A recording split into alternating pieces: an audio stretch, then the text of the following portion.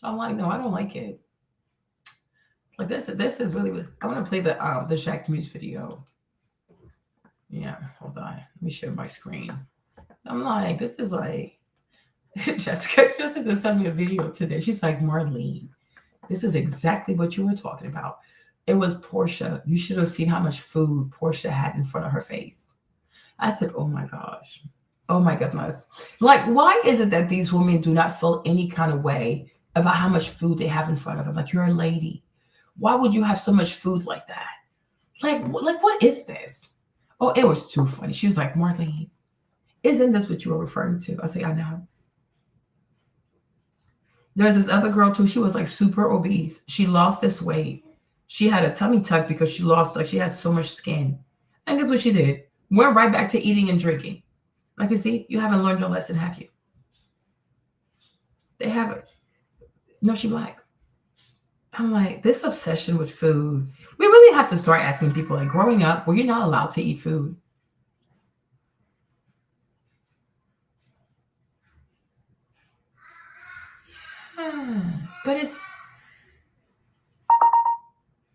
But I'm like, it's like, it's really sad. But I'm like, how can a woman, like, look, I'm live now. I'm going live. But I'm like, how can you have so much food in front of you? So you're going to eat all of this? Hey, Margaret, it was good. I was tired. But I'm like, you don't find this, in the words of Dr. Umar, you don't find this suspicious? You don't find it suspicious? Jessica was like, Marlene, this is exactly what you were talking about. I'm like, yeah, this is it. Why do you have to have so much food like this? And the sad thing is, it's like, there's never a salad. There's never water in sight. It's always carbs, protein, and sodas or alcohol. Okay, lots of carbs, always carb. They always go for the carbs first. It's like, you do know it's okay to start with fiber. It really is okay. But the way people eat, the way some of these women eat out here, it's really, really sad. And I'm like, then that's why I said in my last video, I would not be surprised if the average Black woman ate about 4,000 calories a day, like over a pound of food a day. Yeah. I'm like, in a way. Let me go. Catch me on the thingy. Hold on. I'm gonna go on the YouTube. Yeah, I'll go back. Okay. Get on the live. Get it. Bye bye. And then look at this lady right here. Okay. Look at this one right here. Oh no, what happened to my thingy? This young lady here also. Hold on, y'all. Hold on. I'm like, this obsession people have with food is really bizarre. It's really, really bizarre. So this young lady here, I guess she had to be so overweight. So she lost the weight, and then she had the excess skin, right? So she went and had the skin removed. So you would think, okay, maybe she learned her lesson. Of course not. Of course not. So I was like, okay, let me see how she's living now. And here she is, an entire turkey leg in her face. An entire turkey leg. He can, yeah, okay, an entire turkey leg. And I'm like, you're going to eat all of this? After you just had skin removal surgery? Of course she is. Why would she not? Okay? Why would she not? But I'm like, how do I speed through this video? I don't even know how to speed through this video. But I'm like, the habits that have made you morbidly obese, and I'm sure skin removal surgery is expensive. I don't think it's cheap. It's surgery, right? But if you, first of all, you damage your body, you were able to lose the weight. I already lost the weight. You had excess skin because of that. Then you had to pay money to have that cut off, right? So I would think once you spend all that money, you would say to yourself, hey, I've made an investment into my body, so I'm not going to eat the way I used to. Like, I'm being more mindful, even drinking. I don't know why so many ladies do not understand that drinking alcohol, right? It's nothing but you. This is bad business, okay? It is nothing but empty calories. You're going to make yourself sick. So here she is drinking alcohol with a friend, more alcohol, more alcohol. Then she had the chicken wings. Then after that, she had a whole chicken leg, a whole turkey leg to herself. And I'm like, does a woman have to eat food like this? This is excessive, right? This is excessive.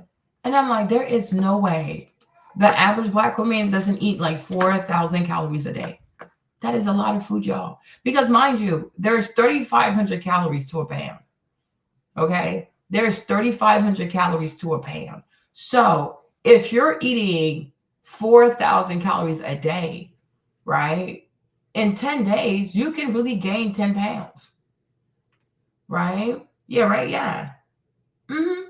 4,000 calories a day, 10 days, you've consumed 40,000 calories. So you would have gained slightly over 10 pounds, right? Because it would be nice if people ate a lot and they moved more than what they ate. But the issue is people eat a lot and they're sedentary. They barely move. But I'm like, why do you have to eat like this? This is excessive. And I really hope, I've said this before, huh?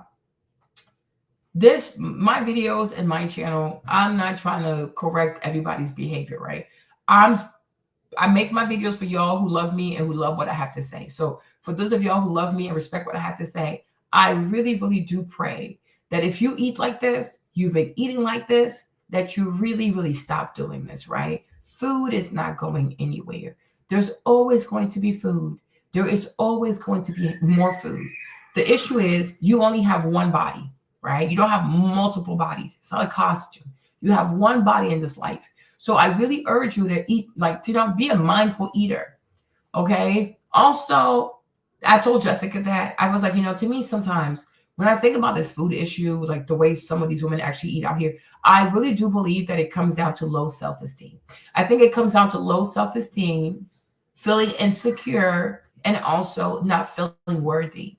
Because if a person had high self-esteem, if a person had a high sense of security, and also if somebody felt worthy, right, they would be really mindful of what they put in their mouth, right? But when you allow everything and anything at any time, any place, anywhere to find its way into your mouth, then I know you must not respect yourself, right? Because as the Bible says, you would see your body as a temple, and therefore you would be more mindful of the stuff you put into your mouth, right? You don't have to eat it all. You don't have to eat everything. It's not going anywhere, right? And also learn to fall in love with eating salads, right? Learn to fall in love with fiber, with greens, okay? They really do taste good. And you can just get used to eating them. Eventually, you're going to like them, right? Yeah, right? Because I'm like, it's like, it really is excessive. It really, really is excessive. There's no reason why a woman would eat like this. And not to be offensive, right? But look at how Portia eats. It also explains to us why she had to go marry a Nigerian scammer, right? Because who else was she going to get? Do you think a man that's actually refined, a man that has taste, a man that has savoir-vivre, okay, a man of means and luxury is going to be able to stand across a woman and watch her consume this much food in one sitting? It is utterly disgusting. It is so disgusting. Simon is a bush person. Okay, he can barely speak English. He can barely write in English. Okay, so it makes sense. So if you meet a village person, a village boy, he doesn't care because he himself has no manners. And that's why she had to go marry somebody from a third world country. Not to be offensive, right? Because I'm like, why couldn't you marry somebody from America? Why couldn't you, hey Kevin, why couldn't you marry somebody successful and rich that's worth $40 million that's actually an American? Because most American men who are worth $40 million are not going to be okay with this sight. How can a woman eat this much food? This is disgusting. Okay, right? So you go for a third world African, right? Who to him this is perfectly normal. Gorge yourself on food. What does he care? He doesn't care. He doesn't care. Right? But this is really disgusting. Like, you don't have to eat like this. You do not have to eat like this. And I will say it again. If a woman is still eating like this, these crazy portions, this amount of food, gorging on food, you obviously are a self-saboteur, right? You don't believe in yourself. You don't believe that big things will happen to you, great things will happen to you, that, life has great things in store for you. So therefore, you eat as if you're going to die tomorrow, right? And I'm like, to me, that is crazy. That is really, really crazy. Anyways, you guys, so we're here today for a quick, I mean, it's not going to be quick. I'm not going to lie. It's not going to be a quick video, but I wanted to talk to you about something because, I'm taking this branding stuff very seriously. Yes, I am taking this branding stuff very seriously. Branding yourself, having a personal brand, having a founder story. How do you build brands that people go crazy for? How do you build a brand that people line up for, that people really want to buy and things like that? Like, it really means a lot to me. Yeah, it's really disgusting, Kevin. It's disgusting. And what they don't understand is that if you sit across anybody, not even just a man, but even at a work function with your friends, if you have that much food in front of you, people are going to take a snapshot. And that picture, that image is going to stay in the forefront of people's minds when they think about you, right? Yeah, because she has lots of plastic surgery. She gets liposuction and things like that. So she uses the help of plastic surgery, right? That's it. Otherwise, if she was not on TV and she didn't have money and things like that, she would be morbidly obese, right? But Portia has had a lot of work done, right? So because of that, the weight goes certain places. But even that, the weight can go into her arms. Don't play, right? But I'm like, there has to be some kind of low self-esteem. But anyways, you guys, so I was taking a shower, and I was like, when I was taking my shower and stuff like that, and I was like, Lord, you know what? I'm not saying that I'm happy that certain bad things happen to me, but overall, right? Well, there you go. Okay, right? Hey, Queen, right? But ultimately, you guys, I am really glad of this season in my life. And I'm really glad about the things that have led to this because today, today I am really learning about building a brand, like for real, like building a brand, telling a story. I was telling Jen about that too, right? Having a brand. And like I said, I think a lot of people are not aware. We all have a brand. You don't have to be famous. You don't have to be on the cover of a magazine. You don't have to have hundreds of thousands and millions of followers, right? Right? We all have a brand. And the sad part is when you're not aware of your brand, it means your brand is actually really bad. Okay? It means the brand is bad. Because the less likely you are to be aware that you have a brand, the more you are to behave recklessly. Okay. All right. You understand? So, Lane Lashes, close the business, whatever. But, after so far with everything I've studied so far, listen, I feel like I should have closed that thing a lot sooner. Okay. Yes. You know what I mean? Because I didn't know what I was doing. I really did not. It's probably the grace of God that I was floating as long as I did because I really did not know what I was doing.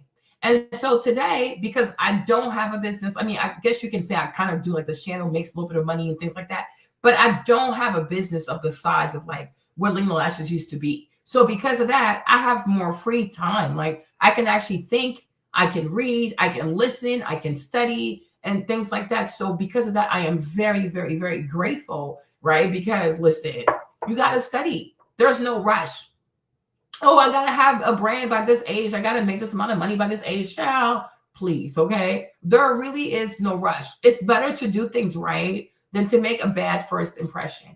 You understand? There is this young lady also. She's not that young, but whatever. I'll call her a young lady. But there are a few, let me show you. There are new brands. Because I went to Sephora recently and I saw that they had new spaces for brands coming in. And so there's this new brand coming into Sephora. I guess it's called Made. I don't know how you say it, right? So she has 15,000 followers. Why would you go to Sephora with 15,000 followers? I don't know, right? So this lady, y'all seen her before. Here she is. She's an actress, okay? She did Single Ladies like years ago with Queen Latifah and Lisa Ray. Oh, if you don't know about your brand, I know your brand is really bad. Okay, I know your brand is really bad, right? So she's coming out with a brand at Sephora. Okay, here she is, Denise, right? And so I saw this and I said to myself, right, sis, why would you launch at Sephora, right? Who are you? I'm not saying, listen, I'm not saying she's a nobody. I'm not saying she's not a good person, right? But we're talking about business. And I'm like, so in this beauty space, in this makeup space, this wellness space, who are you? What have you achieved? to comfortably say, oh, I'm going to take on retail and I'm going to go sell at Sephora. I'm like, sis, I'm scared for you. Okay. What are you going to do that Amy Cole couldn't do? Like Amy Cole, she's leaving Sephora disastrously, if you ask me. Right. But I'm like, I am realizing that today, if you want to have a successful brand, if you want to have a successful personal brand, you need to have a strong founder story. Like, what is your story? Like, what is it that's going to make people want to buy your brand? Do they even know you? How many people know you? And then how many people actually know you for makeup?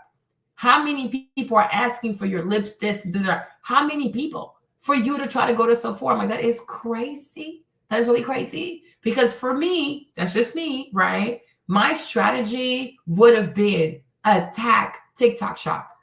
Okay. My go-to strategy to market would not have been Sephora, would not have been Ulta, not even Target. Who am I? Right? First and foremost, you want to be the people's champ. Okay. You want people to rave about your product.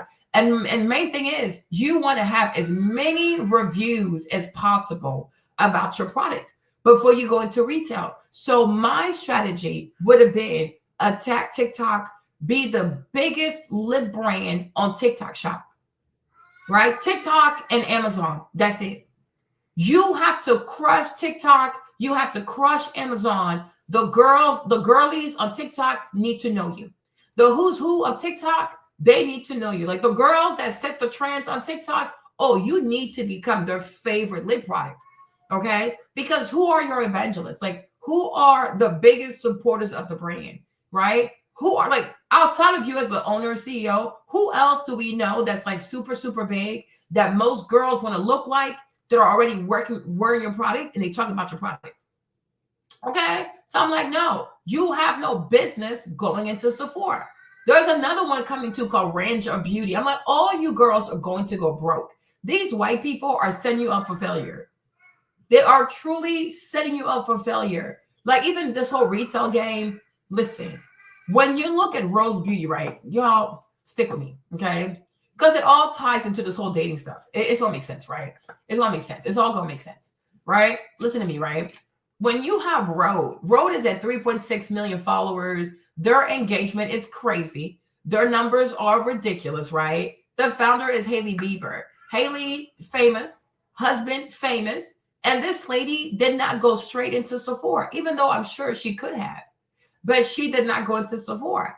She made sure to conquer direct to consumer. She made sure to conquer the internet, social media, especially TikTok and Instagram, right? Did it by herself, with her team for 3 years. And now in September, she's going to be launching at Sephora, right? So what would make you think that you can do something better than Hailey Bieber? I'm so confused. Why would you not want to follow that blueprint, right? First, let us be big on TikTok shop. Let us be big on Amazon. Let us collect as many reviews as possible. Let us have as many people as possible make crazy videos, right? Like you want to get to a point that every time you drop a new shade on your website, your TikTok shop, your Amazon, whatever, it sells out back to back to back to back. Even when you study Rhodes, like when you study Rhode, you will see that Rhode also, they kind of copied their playbook from Glossier because it was the same thing with Glossier. Glossier did not go into Sephora. For the longest, they were not trying to sell at Sephora because they said they wanted to control the user experience. They wanted to have pop-up events and they want to meet their people and things like that. So they really took the time to nurture their community before going into Sephora. But I'm like, you want to get to a place where every time you drop a new product, it sells out so fast, right? That the people are demanding for you to come to Sephora, right? Because then when you show up at Sephora, you'll sell faster, even if it's Ulta. Because I think sometimes, like what a lot of people don't understand, like what a lot of people do not realize in retail, like when you go to retail, you have a grade. So let's say you drop, they're putting all your products on the shelf on September 1st, right? They have a turnover grade. So if you can sell everything by the 7th of September, oh crap, that's a great company. Okay. If you're selling by the 15th, if everything sells out by the 15th of September, okay, that might be a B plus. But however, if your stuff does not fully sell out until 30 days, 45 days, oh, that's bad business. Because remember, most of these retailers, they take your product on consignment. They don't pay you up front. So they'll pay you like 45 days net, 60 days net. Sometimes they pay you 90 days net. So the thing is, they want to be able to sell as many products first. And then from those sales, they'll take the money and pay your ass. Okay? Because it's like, assume we don't have the money for your shit, but we're going to put it right there so the consumer can buy it. So the more they can sell the stuff faster before their payment is due, the better it works for them. Because if we put your stuff on the shelf on September 1st, hey, Brittany, and then your stuff sells out September 7th, well, we have the money to pay you in 45 days. Duh, we sold everything, right? We don't even have the money to pay you. We have the money to pay you, and we got the money to ask for more, right? So that's why before you go to retail, you want to make sure people know who you are. They are craving your products. They want your products. They're fighting for your products. But I'm like, right now, when you go into Sephora, especially for color cosmetics, if you go into Sephora for color cosmetics, most people going into Sephora are going for Huda Beauty.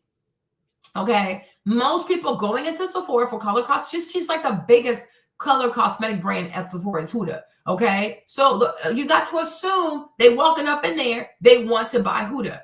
So what story are you telling us? What story are you sharing? What personal stories are you sharing on social media to make the girl that will come in there to buy the Huda, like, you know what? No, I want to buy this instead. Right? And I'm like, whether it's Amy Cole, whether it's her, there's another black girl too. I forgot her name. She Rangel Beauty, her too. I'm like, girl, what stories are y'all telling to steal traffic from Huda Beauty? Because when Rhode comes in September, Rhode is going to be there. Huda is going to be there. How exactly are you going to steal traffic from these people? You're not. People are going to walk past your ass because who knows you?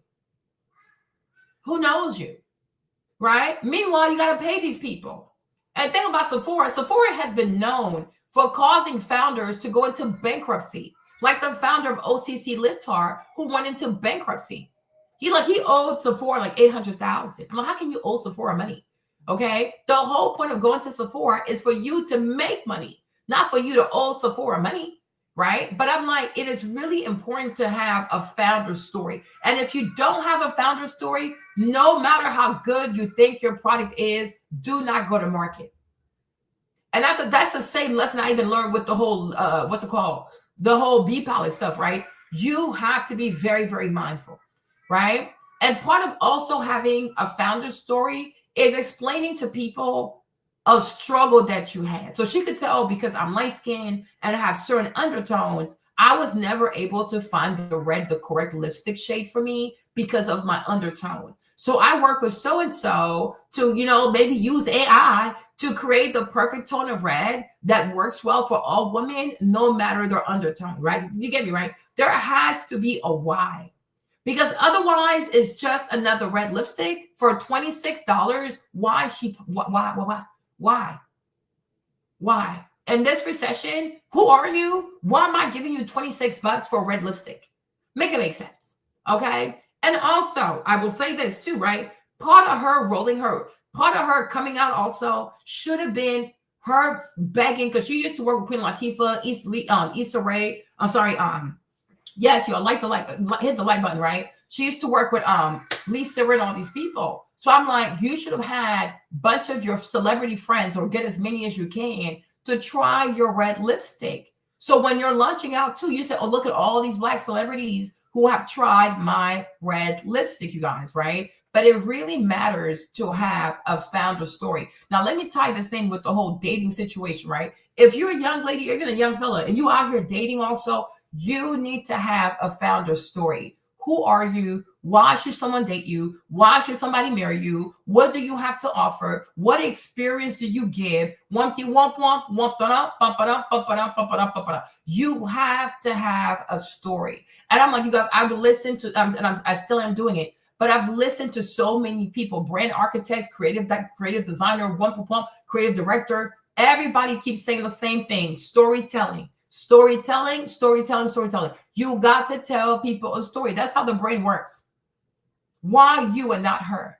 Why your lipstick and not her lipstick? Why this versus that? You have to tell the story. And I said, next time when I do my relaunch, you guys, I don't even think I'm doing a website because to me, I think it's a waste of time. Okay. Me, I will focus on TikTok Shop and Amazon. That's it. That's that. 67% of online shoppers are already on Amazon anyway. So just be on Amazon and do your storytelling on Amazon. Also, your YouTube channel.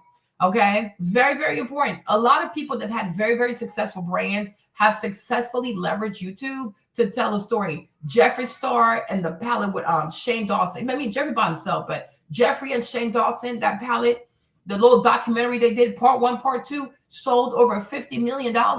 Okay, Hailey Bieber successfully used her YouTube channel to introduce Rhode to people. There's another lady here too. She's like half Asian, half Latina, right? She's the lady who came up with Naturium, right? She's an influencer. She had a skincare channel. She ended up selling her brand for $350 million to Elf Cosmetics, right? Using YouTube. It is a lot of people. There are a lot of founders who have successfully built their brand on YouTube, built a community on YouTube. So when they're ready to launch the product, it goes crazy.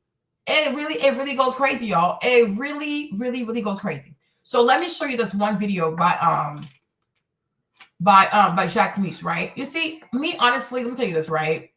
Let me tell you this. When Jacquemus started becoming mainstream, because he's been out here for a very long time, right? He won, I think he came in like second place for LVMH, like designer prize, young designer prize, whatever. But me, when I saw a lot of people wear Jacquemus, I really did tell myself they're just wearing it because it's the hype. The hype. And I'm sure most people who buy Jacquemus is mostly because of the hype. But yesterday, I watched this Jacquemus documentary. And I mean, it's not a documentary, but it's like a little video, right? This video of Jacquemus. And I'm like, wow, this man finds a way to tie who he is, his background, because he's from his people from the countryside, right? They're not from the village. They're from the French village, the French countryside, like, the peasant. Like for him to actually make people want to wear peasant clothes is crazy. But if you tell the right story, though, people can find peasant outfits to be luxe. It's about how you do it. And I'm like, wow, I have to show you guys this video so that you can understand when I talk about having pedigree, right? Oh, my mom did this, my dad is this. It's really important when I talk about having heritage, because you'll notice that most of these big houses, the big designer houses, they're not new. It's usually 1800s, early 1900s, right? So they can draw on the fact that we've been here for over a century. That also adds a certain level of legitimacy. It adds a certain level of authenticity. It adds a certain level of credibility. The fact that you can say this house has over 100 years of experience, 100 years of legacy, it makes people feel like, wow, I am buying into something that has heritage. I am buying into something that has culture. I am buying into something that has a history, right? And therefore, people will not see it as, oh, it's consumerism. It's another dress at $1,000. Like, no, this is part of Simon's life. Like that's his grandma, that's his granddad. And you're like, oh, I want to buy into that. Because Jacquemus, you start to realize it, is that Jacquemus is not just a fashion brand.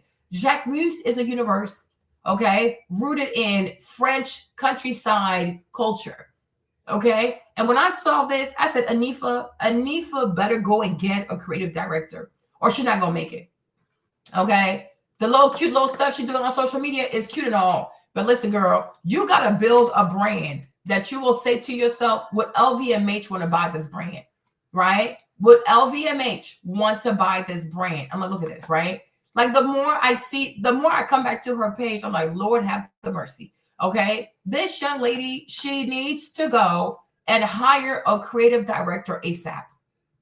I don't know how much money she has left after buying her G-Wagon, okay? But I'm like, you need to go hire a creative director.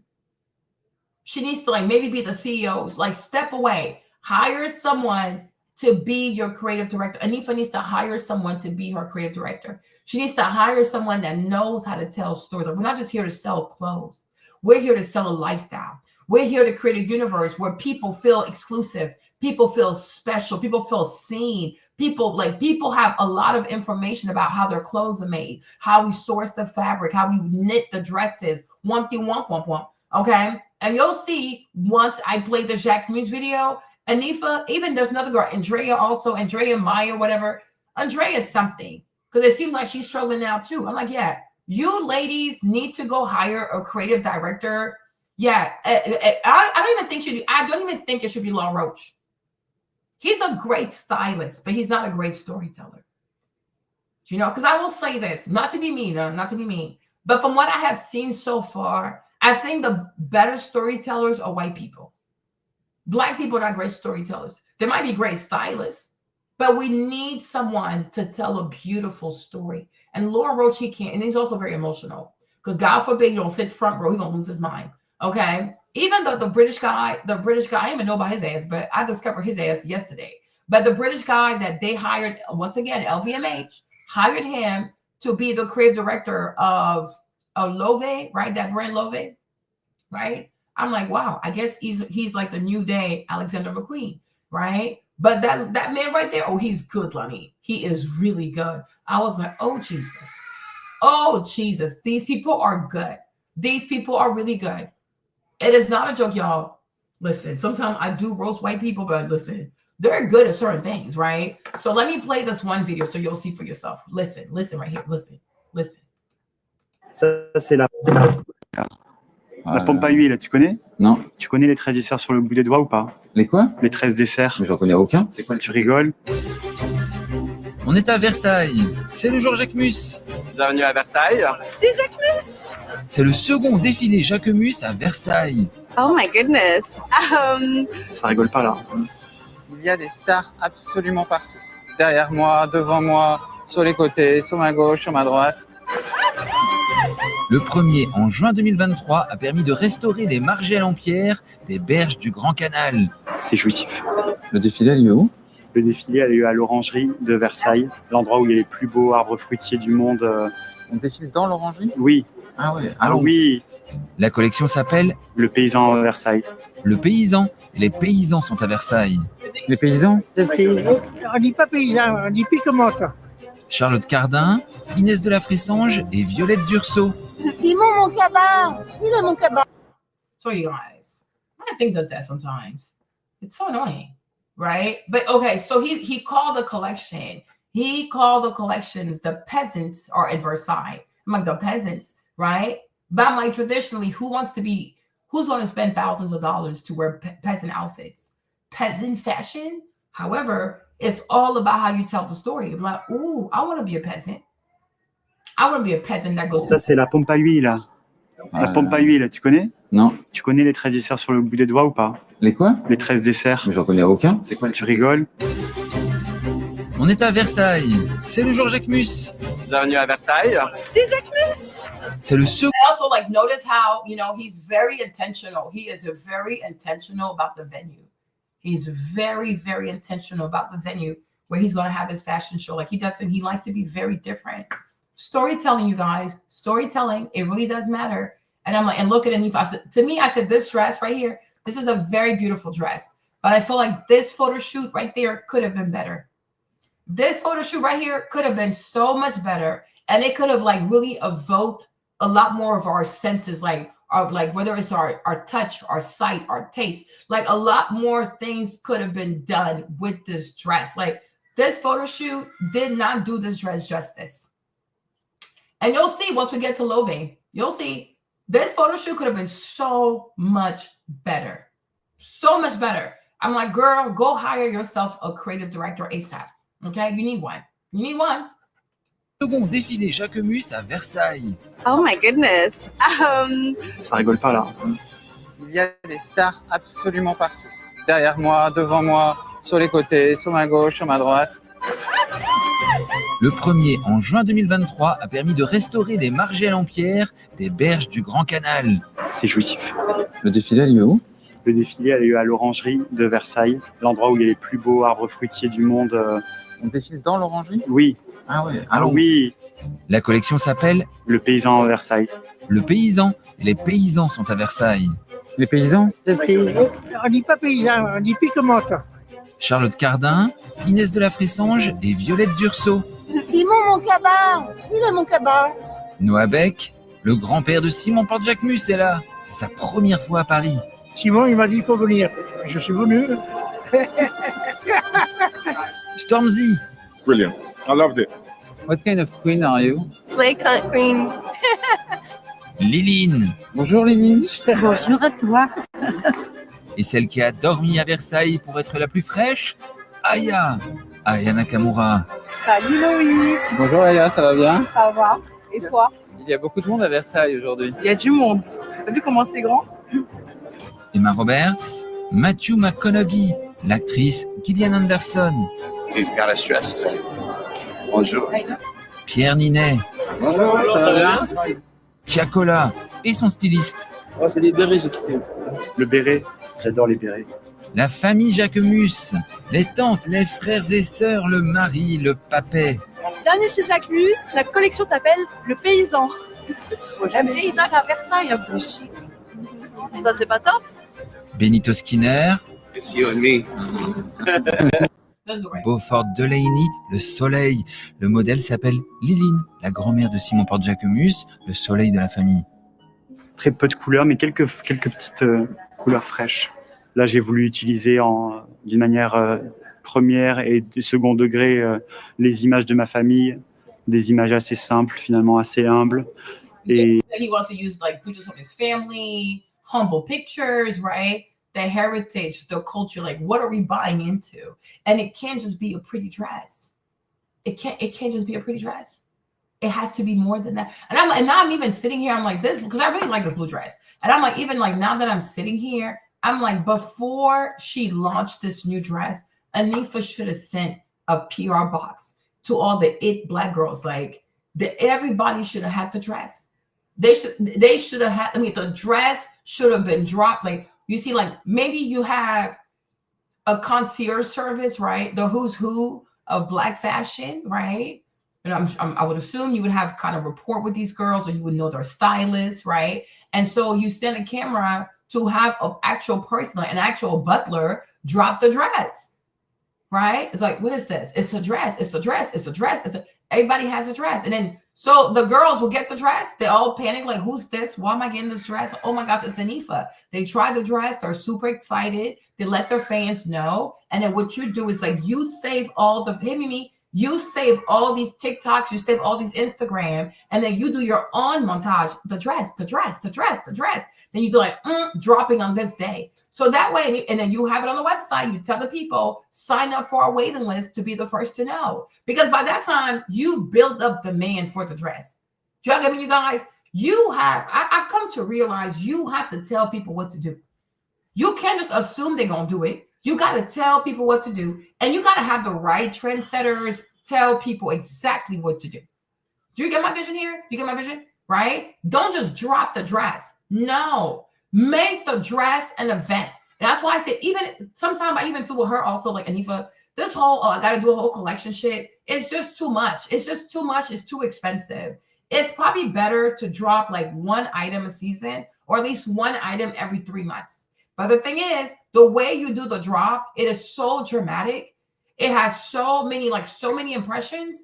And then also it's waitlist only. People have to sign up.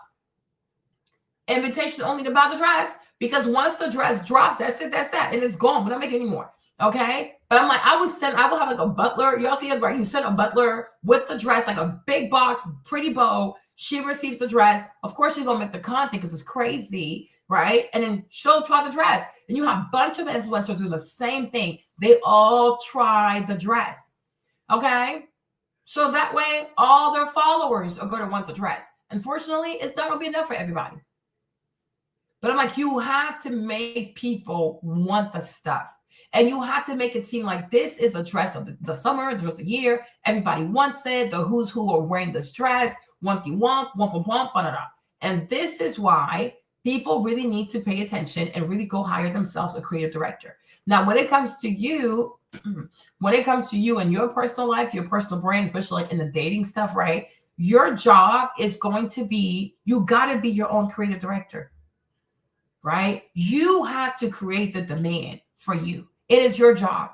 You can either drop like, hey, I'm out here, I'm dating. Ooh, I'm out here dating. Okay. What is this? Okay. You get me, right? Yes. You can either drop the dress like Anifa, right?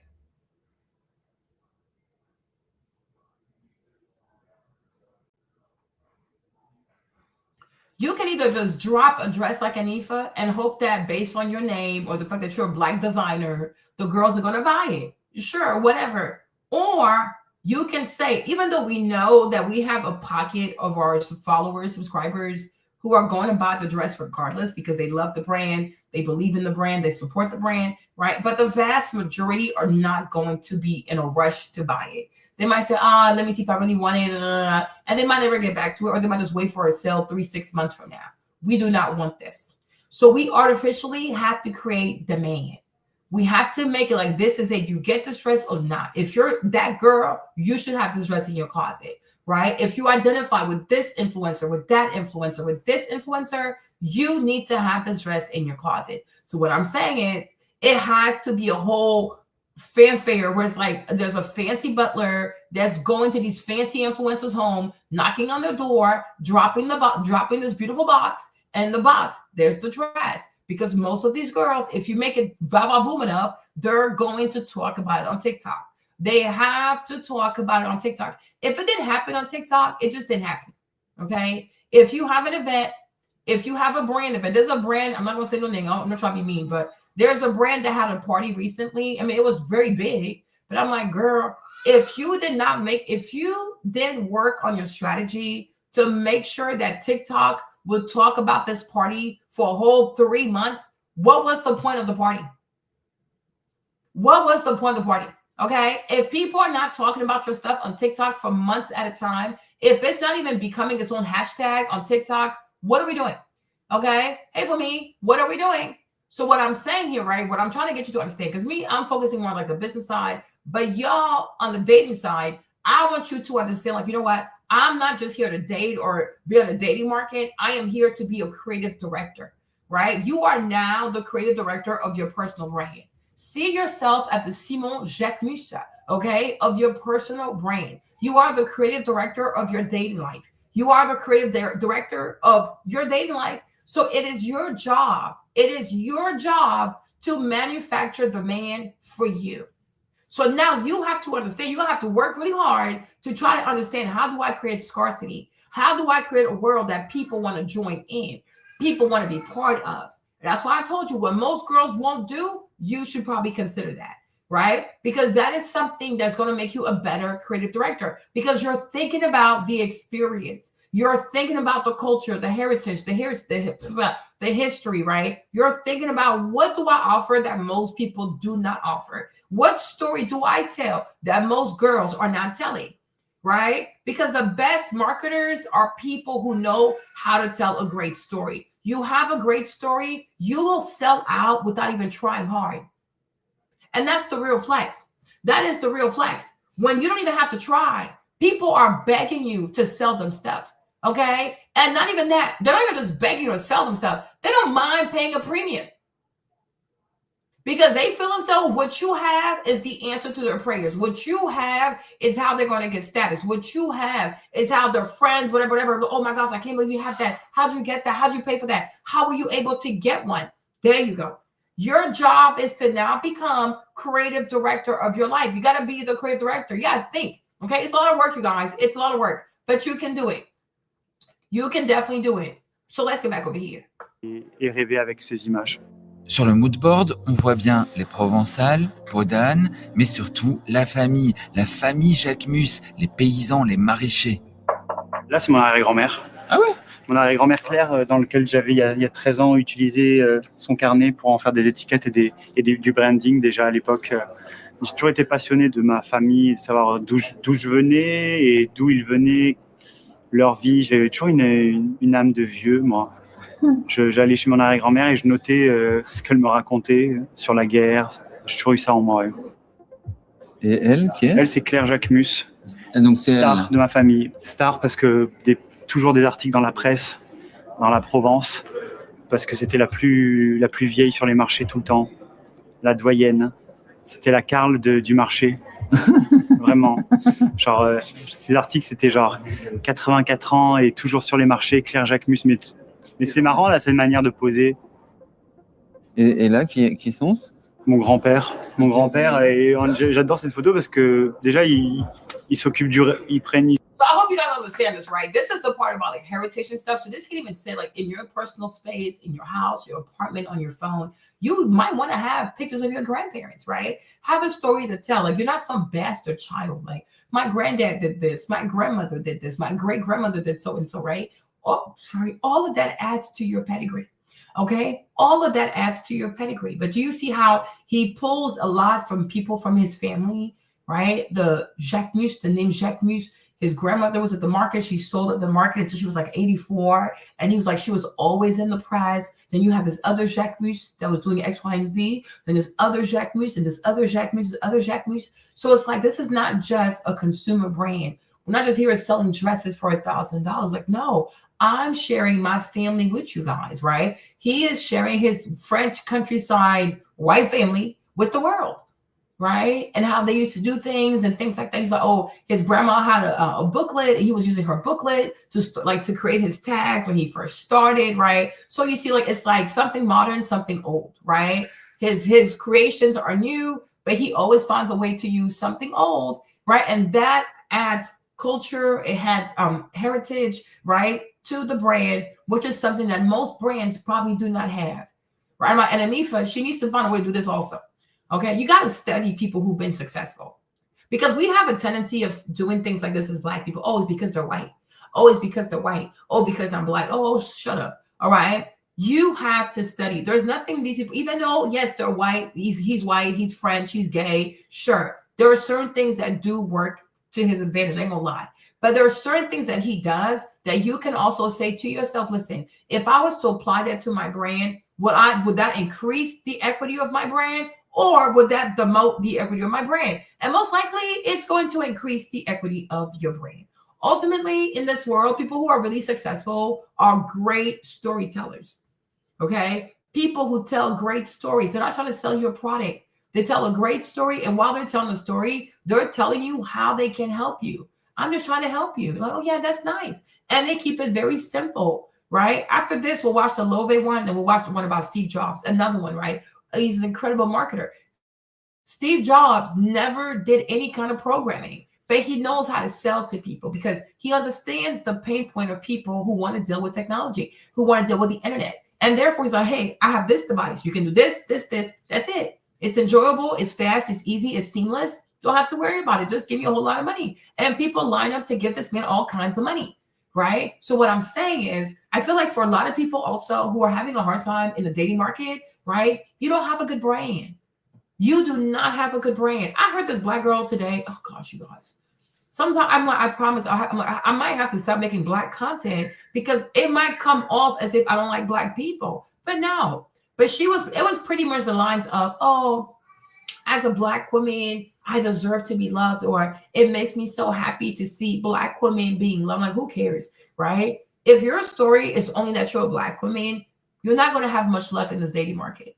There has to be more to your story than your complexion. Oh, I'm a Black woman. Okay, and why should I care? Right? Because love is active. Love is intentional. Love also requires time. Love requires an investment of time, investment of energy, investment of resources. So you're saying somebody should invest in you just because you're a Black woman? No, that's not good business. That is not good branding. That is not good storytelling. And that's not you being a great creative director, right? Yes, you're a Black woman. Okay, that's cute. But what else do you have to offer, right? I would be a great mom. I look forward to building a beautiful home. I look forward to assisting my husband in achieving his goals. Like, think like there has to be something for the stakeholder, right? And most Black women, when they talk about dating, there is never anything being offered to the stakeholder. It's always me. I'm a Black woman. I'm like textbook clinical narcissist. Okay. And that is not what builds a great brand. And so when you're in the dating market, you got to know how to tell a story that makes the person say like, wow, I would love to spend the rest of my life with you. Okay. What you're selling, what you're telling me, with the story you're telling me, the lifestyle you're telling me, the assets that I see, it really makes me believe like I need to spend the rest of my life with you because this is crazy. This is everything I've been praying for. Because she's a great creative director. She knows how to talk to people. She knows what her stakeholder wants. She knows who he is. She knows what he wants. She knows where he's going. And therefore, she's a better storyteller. You understand? Like even I, Marlene, let me tell you this. I really do believe, okay? Because in this life, you got to have self-awareness. You can't sit here and blame people all the time. There's a time where you also have to take accountability, okay? I really do believe that I had some of the best eyelashes ever. However, was there ever any storytelling behind the eyelashes? No. My idea of storytelling, not even that I knew it was a thing, stopped pretty much as the packaging had to be beautiful and the lashes were also beautiful. However, I never took the time to be like, oh, we got to tell a beautiful story about these Naomi lashes, these whatever lashes. I never thought about telling a story. Like, oh, they're pretty. They go on the website. You see. So everything is not always, oh, because you're Black, people are being mean to you. It could also be because you're Black, you are not really appreciative of the elements of successful marketing, such as storytelling. You're relying on packaging, which is great. Don't get me wrong. It's really nice to have great packaging because people shop with their eyes. And when you only sell online and people can't touch the stuff, it does matter to have great packaging because it gives more confidence to buy the product, but we can't stop there. Okay. We cannot stop there. So I could have done more. So I'm like, these things too, like they open my eyes to like, it's not just a beautiful product. It is not just beautiful packaging. There has to be a story like, oh, we made this to help you with this, this, and that. We created this lash. Let's say I have an OL. People used to love that one, right? The L lashes for the woman who loves her extension, but also has to wear glasses and wants to be able to have the best of both worlds. This is how you talk to people. Do you think I was doing that? Of course I wasn't. I'm Black. I was not doing that shit. Okay? I was not. All right? But like now I'm understanding that even like my liquid lipsticks, beautiful shade, beautiful longevity, beautiful wear. However, do you think I sat down and the reason why I created the shade James was because the reason why I created the shade Rob was because this and that. Of course I didn't. I'm like, okay, it's a pretty shade. What the heck? What more do you want?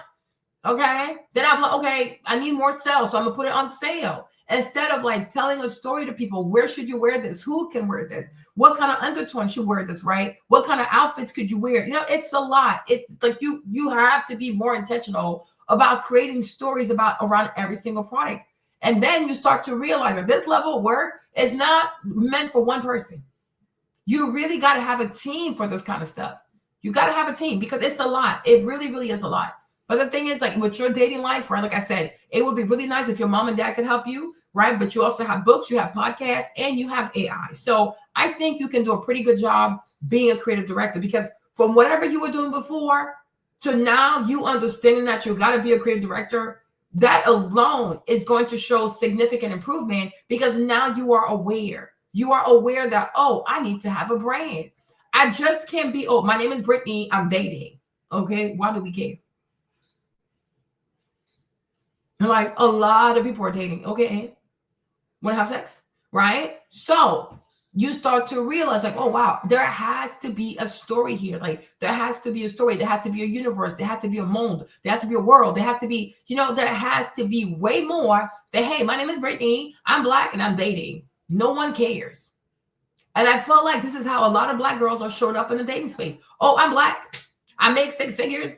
I have a law degree. Okay, Anne, are you actually a good time? Oh, okay. Thank you. God is good. Let's keep going. Ils ont du raisin. Donc ça, je l'ai appris qu'ils avaient fait du raisin. Et ils sont en rose, en bleu. Et la photo, elle est trop belle. Premier homme de la collection, Sergio Perdomo, qui s'identifie à fond au thème du défilé. Lui-même vient d'un coin tranquille de Colombie, Neiva, Huila. Il porte un tablier spectaculaire. Marcel, dont le décollage est bleu. Je voulais un truc très frais, comme des dragées à la fin d'un mariage. Il y avait cette envie de 13 desserts, il y avait cette envie de berlingots provençaux, de draps. Et Giali porte la robe sans manches col rond qui s'appelle calisson. Et en effet, ce ne sont pas des losanges ou une robe harlequin, mais par un ruban de gros grains, comme un chouchou royal. Espadrille à talons bicolores. Ah oui, c'est la chaussure vénitienne qui se retrouve ici. La chaussure vénitienne qui était un peu une chaussure de travail, je crois, c'était pour éviter l'eau. On a transformé en talons. On a du mal à les mettre parce qu'elles ralentissent un peu la marge en défilé, mais on va les vendre. Comme un objet de souvenir aussi. La mannequin suisse Vivienne Ronner clôture le défilé avec le rideau, une robe. Let me take you to love it real quick. I don't know why I thought it was in English. Sorry, you guys. I really thought it was in English. But let's watch this video. Hold on. Let's watch this one. Hold on. How it got here. Everyone's talking about Loewe, Mhm. but almost no one knows how it got here. It wasn't always front row at Fashion Week. It didn't have viral bags or surrealist campaigns or Beyonce on speed dial. Okay, so you see, so think about like where you are today with your dating life without even knowing about this whole branding stuff, storytelling, creative director, creating a world, creating scarcity, creating demand, right? That's you, Loewe, before this guy showed up. Okay, you can always change your brand, you guys. Listen to me. You can always change your brand. Life is not over. It's never over. You just have to be willing to learn, to try again, try harder, calibrate if you have to, recalibrate if you have to, right? But you don't give up. It's never over. But it's better to be aware soon enough. Like, oh, you know what? What is my brand, right? Even the way you dress, y'all, even the way you dress, right? What does that say about you? Your Instagram, what does that say about you? Your social media footprint, what does that say about you, right? And once again, think about the people you want to attract. Now ask yourself if your digital footprint is in pair, right, with the people that you want to attract. If the answer is no, start over. Okay? Private everything, start over. Because this is what it means to be a creative director. You got to push the brand forward. And remember the white man, Henderson, who said that if you have a ship, your ship is sinking, and you have 3,000, whatever he said you need to throw the people overboard. Do you see how ruthless he was? Right? We were all shocked. Like, what the heck? Like, throw the people overboard. It's like, yeah, throw them overboard. Now, if some want to jump, that's even better. Crazy, huh? You got to have that kind of business mindset. There's no need to linger. There's no need to have an emotional wrestling match, right? If it does not serve you, it has to go. Okay? If it doesn't serve you, it has to go. You got to push the ship. You got to get to shore. You got to make it. You have to make it. Right? And I pray you do make it. But if it doesn't serve you, it has to go. But Marlene, blah, blah, blah. Oh, girl, listen, even I have to shut down my business. So what the heck? Okay? It has to go. If it doesn't serve you, it has to go. Because what matters is the brand, not your feelings. Because I promise you, when you have what you want, your feelings will be just fine. Like, oh, I should have done this sooner. Well, there you go. Okay? Yeah. He's like, throw them people overboard. Okay? That's it. That's that. So your goofy ass feelings, your goofy ass fashion, things that don't serve you, even some of these wigs, they got to go. Because now you have to see yourself as the creative director of a very successful dating life, of a very successful, personal brand. You have to. What is the brand? And I will hope that you will say to yourself, I want to create a brand. I want to curate a personal brand that even LVMH will want to buy it, right? It could take 6 months, a year, even more. But I'm just saying, right? Build something so beautiful that even you would say, damn, I would marry myself. This is beautiful. This is a beautiful personal brand. Okay? All right, cool. Let's keep going. Okay? In fact, just a decade ago, most people couldn't even pronounce its name. Exactly. Today, it's the most talked about brand in fashion, topping charts, selling out collections, and redefining what luxury looks like. Exactly. But Loewe didn't rise the usual way. You need to redefine what success looks like in the dating world for you. Okay? You have to. You got to. And I'm saying, unlike other people who want to go to the restaurant, just eat. I hope that these videos I'm doing, because I am tired, but I hope that the videos I'm doing will inspire you to not just focus on, oh, let's go to the restaurant so I can stuff my face with food, but let's have dates that create memorable experiences, right? You want to leave an indelible print on people. You want to leave a lasting impression on people. And that comes down to the experience. Not the food, not how much, just eating food like that. Like it's crazy. It really is crazy, y'all, right? It has to be an experience. Every date has to be an experience, right? The best you can make it. But it has to be something that is so different, so interesting, so engaging. It's more about the people having a connection than getting somebody to pay for your food and give you free food. Okay, that's low class behavior. Okay, that's McDonald's behavior. That's lowbrow behavior. It didn't follow trends. It didn't play it safe. It took risks. It got weird. And under one unlikely creative director, it became something no one saw coming. A global phenomenon. Now, that creative mind, Jonathan Anderson, is leaving. And the future of the brand is suddenly uncertain. Because when a brand is built around one vision, what happens when that vision walks away? The brand wasn't always part of fashion's front row. In fact, for most of its history, it wasn't even trying to be. Okay. So you might be right now, you could be in a situation, oh, I don't date the best men, I don't attract the best men, that's fine.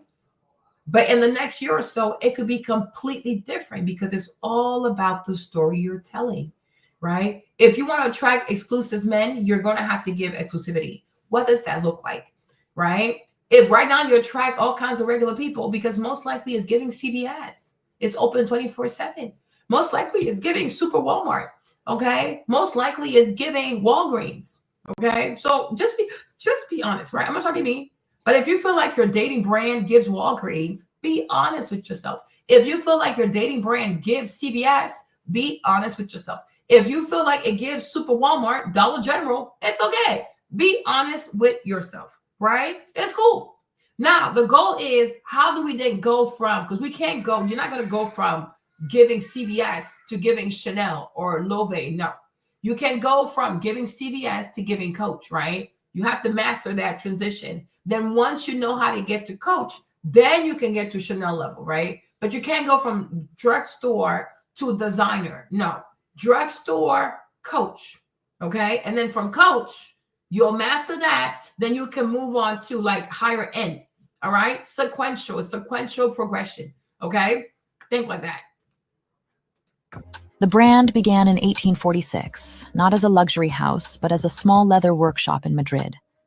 A group of artisans quietly making high-quality leather goods with no logos, no runway shows, and no real ambition to be anything more than excellent at what they did. It was slow, intentional work, the kind that doesn't scale well, but earns respect. Exactly. Then a German craftsman. Like Lonnie said, right? Drugstore, mid-tier designer. So if right now your drugstore, your goal over the next 6 months to 12 months, become mid-tier. Okay. Then then after that, from 12 months to 24 months, hey sunshine, you want to become designer. So like they said, the people who the Loewe brand, it wasn't even called Loewe. It was like a bunch of artisans who were really good at their stuff. They were good, but they thought, oh, we're good, so people just buy it. Like me and my bee powder, me and my lashes. Oh, we have the best lashes. We have the best this. So of course they're going to buy it. No, because there's no story around that. That's what a brand is. You can be the best at your job. You can be the best woman to marry ever. But if you're not a great storyteller, there's somebody who's not as good as you, she won't get wifed up. Because she understands it's not enough to just be good. I just have to have an image. I have to tell a story better than she's doing it. You get me? So these are great artisans. They're great bags. It's great leather. The problem is there is no story. And this is exactly what Anifa is doing right now. There is no story. You see, these people who are making the bags, had they made sure that a lot of rich women in Spain were wearing those bags, they could have slowly started to build a brand. These are the bags that are worn by so-and-so and so-and-so and so-and-so, right? That's it. And also, I feel as though, I don't know, I wasn't born then, I wasn't there, but I feel as though they wanted to make great leather bags that anybody could afford. They're not exclusive. So do you think that a rich aristocrat woman from Barcelona wants to wear the same bag as her maids? The answer is hail to the na in Spanish, right? Because it is important to separate people. I know. In the everyday world, we want to do inclusivity, but sometimes a brand being too inclusive will dilute the brand. It's not good for business, right? You have to know who the brand is for. And successful brands are aspirational brands. Okay. There are brands that give people a challenge. Like, oh, the day I get a promotion, I'll be able to afford this. The day I get married, I'll be able to afford this. The day I get this job, I'll be able to afford this. The day I become a lawyer, I'll be able to afford this. These brands cause people. Yeah, it's going to come, right? These brands cause people to challenge themselves. I look forward to the day I can afford this, because the day you afford this it says you've made it, right? When a brand is regular or when a date is regular, so anybody can have that. And I will tell you this too, huh? I'm going to tell you this. Don't be offended, huh? I'm not trying to be offensive. But I can also see how Black women in the dating, especially here in America, Black women have allowed themselves to become commonplace. So and don't be offended, right? But you can see how, because white people, right? And I will say this because I'm starting to see it more too now. I really am. I really am. I am starting to realize that America, not to be offensive, but America was really built or sustained by a bunch of poor white trash, bunch of poor white rednecks, right? But the thing about these goofy redneck people is that redneck people have rebranded themselves to the point that they even believe that somehow they all come from Buckingham Palace, when many of them come from these weird-ass hamlets in Europe, right? But they have rebranded themselves. What a lot of Black women have done to the Black women's image is downgrade the image. They have downgraded the image while the descendants of rednecks have rebranded. They have adopted this luxury, but a lot of them do not have proper heritage. Because if you start digging deep down, many people come from the weird places in Europe, y'all. I'm going to stop it there. Because this is not a bashing white folks video. Okay? I don't have time for that. Okay? But it's the brand. So I feel like today, Black women have become in the dating market to a lot of Black men. Black women have become a common meal. It's like, you know how like I guess if you're Black American, it's like mac and cheese, right? Mac and cheese is very common, right? If you're African, it's like a bowl of rice. We eat rice all the time. Okay? If you're African American too, mac and cheese is quite common. It's like, okay, I eat it all the time. It's no longer special because you eat it all the time. Because the brand has not been upgraded. Every like few decades or so, you got to re-upgrade the brand. Like you reflect on the old, but you use the heritage of the old to build something new, right? Unfortunately, nosedive. They've destroyed the brand. I'm not getting to the argument. The brand has been destroyed. Okay, they have destroyed the brand because Black women, like especially in the 50s, are really, really classy. So the trajectory was like, go up. No, these women brought it all the way down. And it's not even that they brought the Black brand down. They brought their weights all the way up. Y'all, listen, it's just bad business. It's a bad brand. It's a bad brand. There's a serious need for course correction, right? So I can see how the Black woman brand, the dating market has become commonplace food. What you would get from a street vendor, what you would get from like a food truck. You know what I'm saying? It is special. It's not special anymore. They did that. Okay? Don't come for me. Okay? My job is I appreciate culture and I comment on culture. Do not come for me. So I can see how, okay, this right here is more aspirational, even though it is most likely rooted in redneck culture, but it has rebranded. They're telling new stories about themselves to distance themselves from the fact that their ancestors is redneck crackers from the Europe. Okay? Don't come for me.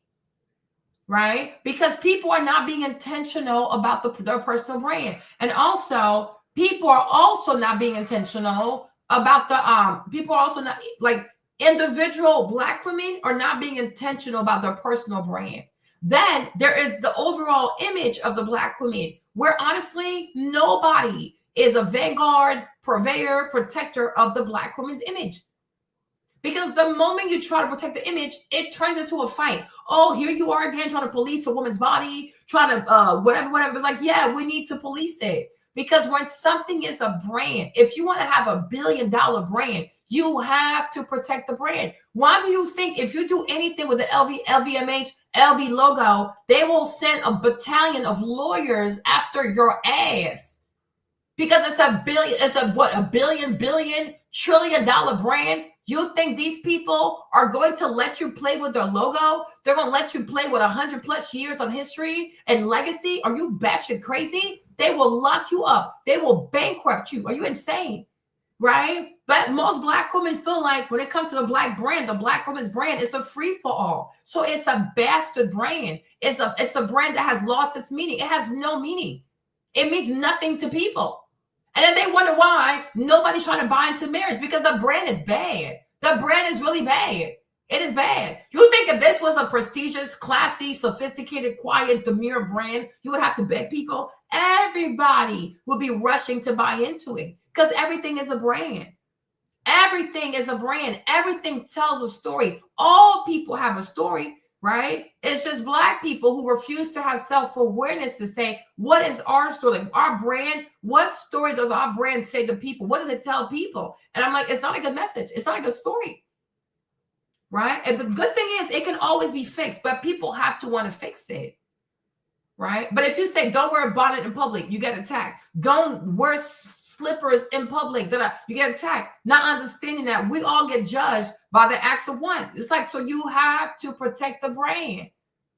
You got to protect the brand. You got to protect the brand because everybody's everybody's actions, right, is part of the story that's being told about the brand. So you got to be very careful about the brand. You must protect the brand. Otherwise, we're all going to have a bad brand. And if you have a bad brand, well, it's hard to get customers.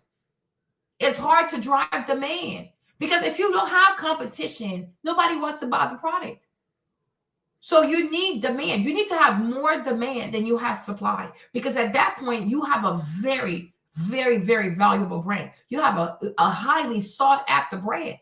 But right now, our problem is we have way more supply than we have demand. We have way more women than we have proposals of marriage because the brand is not good. It's not good, y'all. I'm not trying to be mean, you guys. I'm not trying to be mean, right? Exactly. There's no brand. And even when they open their mouth, they sound like gold diggers. And that also is not a good brand. You know, we all know that many of these European designer houses, they do overprice. Like their price is like excessive. But the way they finesse you, you don't mind being robbed. But you know you get robbed. Okay, we know we get robbed. There was a whole scandal about how these Dior bags were getting made for only $50 in Italy, right? People did not stop buying Dior, even though we know they're not lying. The bags are probably getting made for $50. But yet, the story of Dior will continue to have people be okay with being overcharged. They're not going to mind because that's how powerful the brand is. The storytelling is, right? So I'm like, yeah, because they don't, yeah. And that's why I said the more people are not aware that they have a brand, the more awful the brand is going to be.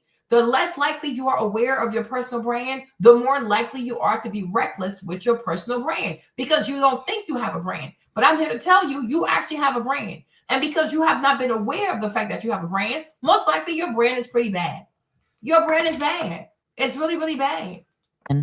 Enrique Loewe Rosberg joined the team.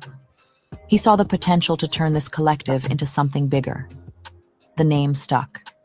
And over time, Loewe became known not just for its leather, but for a kind of understated elegance that didn't need to announce itself. In 1905, it became the official supplier to the Spanish royal family, which sounds huge, and it was, but the brand still operated mostly under the radar. It was respected, not hyped.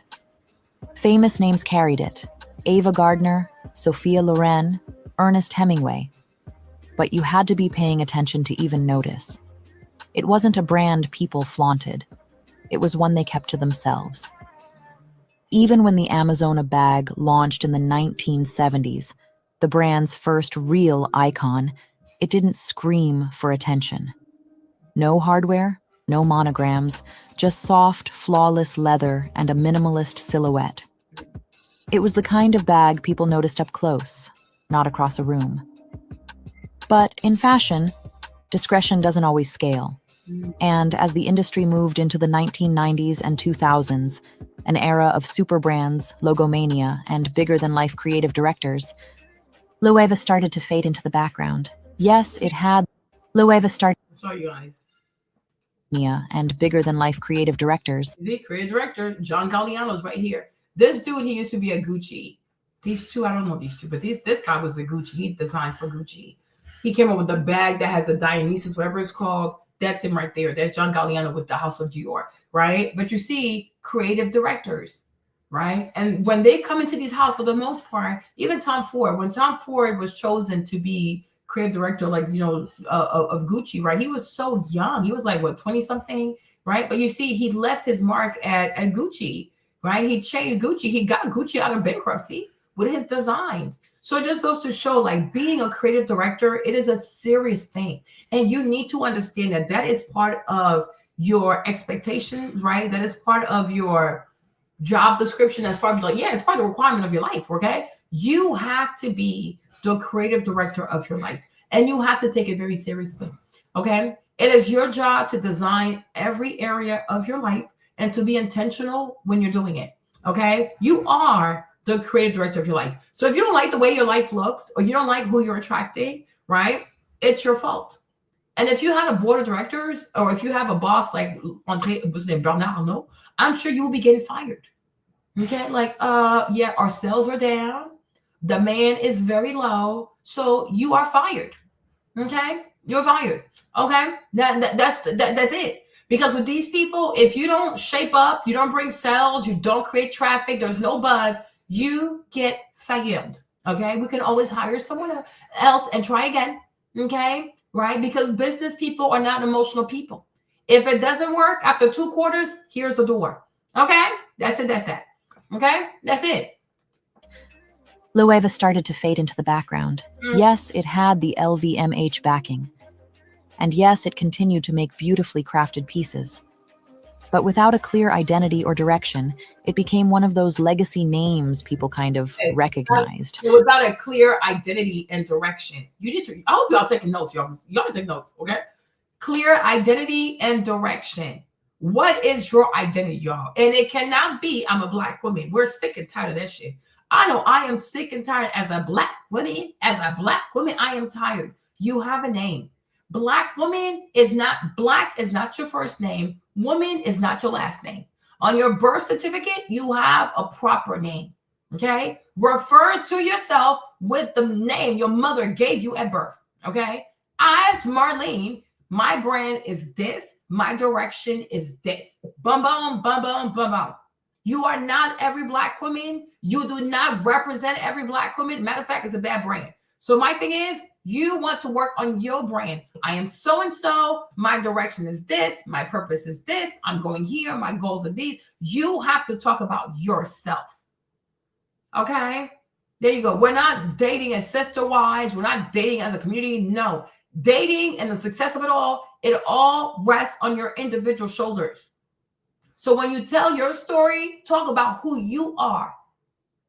Okay, where do you come from? What's your culture? What's your heritage? What are your belief system? Who are your grandparents? Who's your grandmother? Who's your okay? That's it. You have your own legacy. Every Black girl don't have the same legacy. Every Black girl doesn't have the same pedigree. Okay, you got to be the creative director of your life, and you have to have a clear sense of direction and a sense of purpose. You sometimes writing out what you are not can help figure out what you want identity-wise, right? And I'm telling you, Black woman is like, what does that even mean? What does that even mean? Okay, you take this girl over here, and you're gonna ask her, what does it mean to be a Black woman? She's gonna give you her own definition. You grab a girl right there and you ask her, what does being a Black woman mean to you? And you'll see it's completely different. So what are we even talking about? I'm a Black woman, as if we all have the same understanding. We all share and agree on the definition of what it means to be a Black woman. No, it doesn't. It doesn't. Everybody has their personal definition of what being a Black woman means to me. So therefore, do not lead in a dating market as a Black woman. No, you want to be somebody's wife, right? So that's going to be you, the individual, not the community. Okay, he's not marrying all of Black women. He's trying to marry you. So you talk about yourself and your values and your vision and your story and your legacy and your pedigree. Talk about yourself and make sure that as you do so, you tell a beautiful story, right? That's it. Nothing else, nothing more. The dating game is all about self. It is not a community endeavor. Okay, you are dating for self. Some women will listen, right? And they'll find success. Some women are rebellious. It will never happen for them. Don't worry about these people. Save yourself. When it comes to marriage, you have to save yourself. If it's something that means a lot to you, you got to do everything to make sure it happens for you. Don't worry about her and her and her. If they want it bad enough also, they're going to catch up.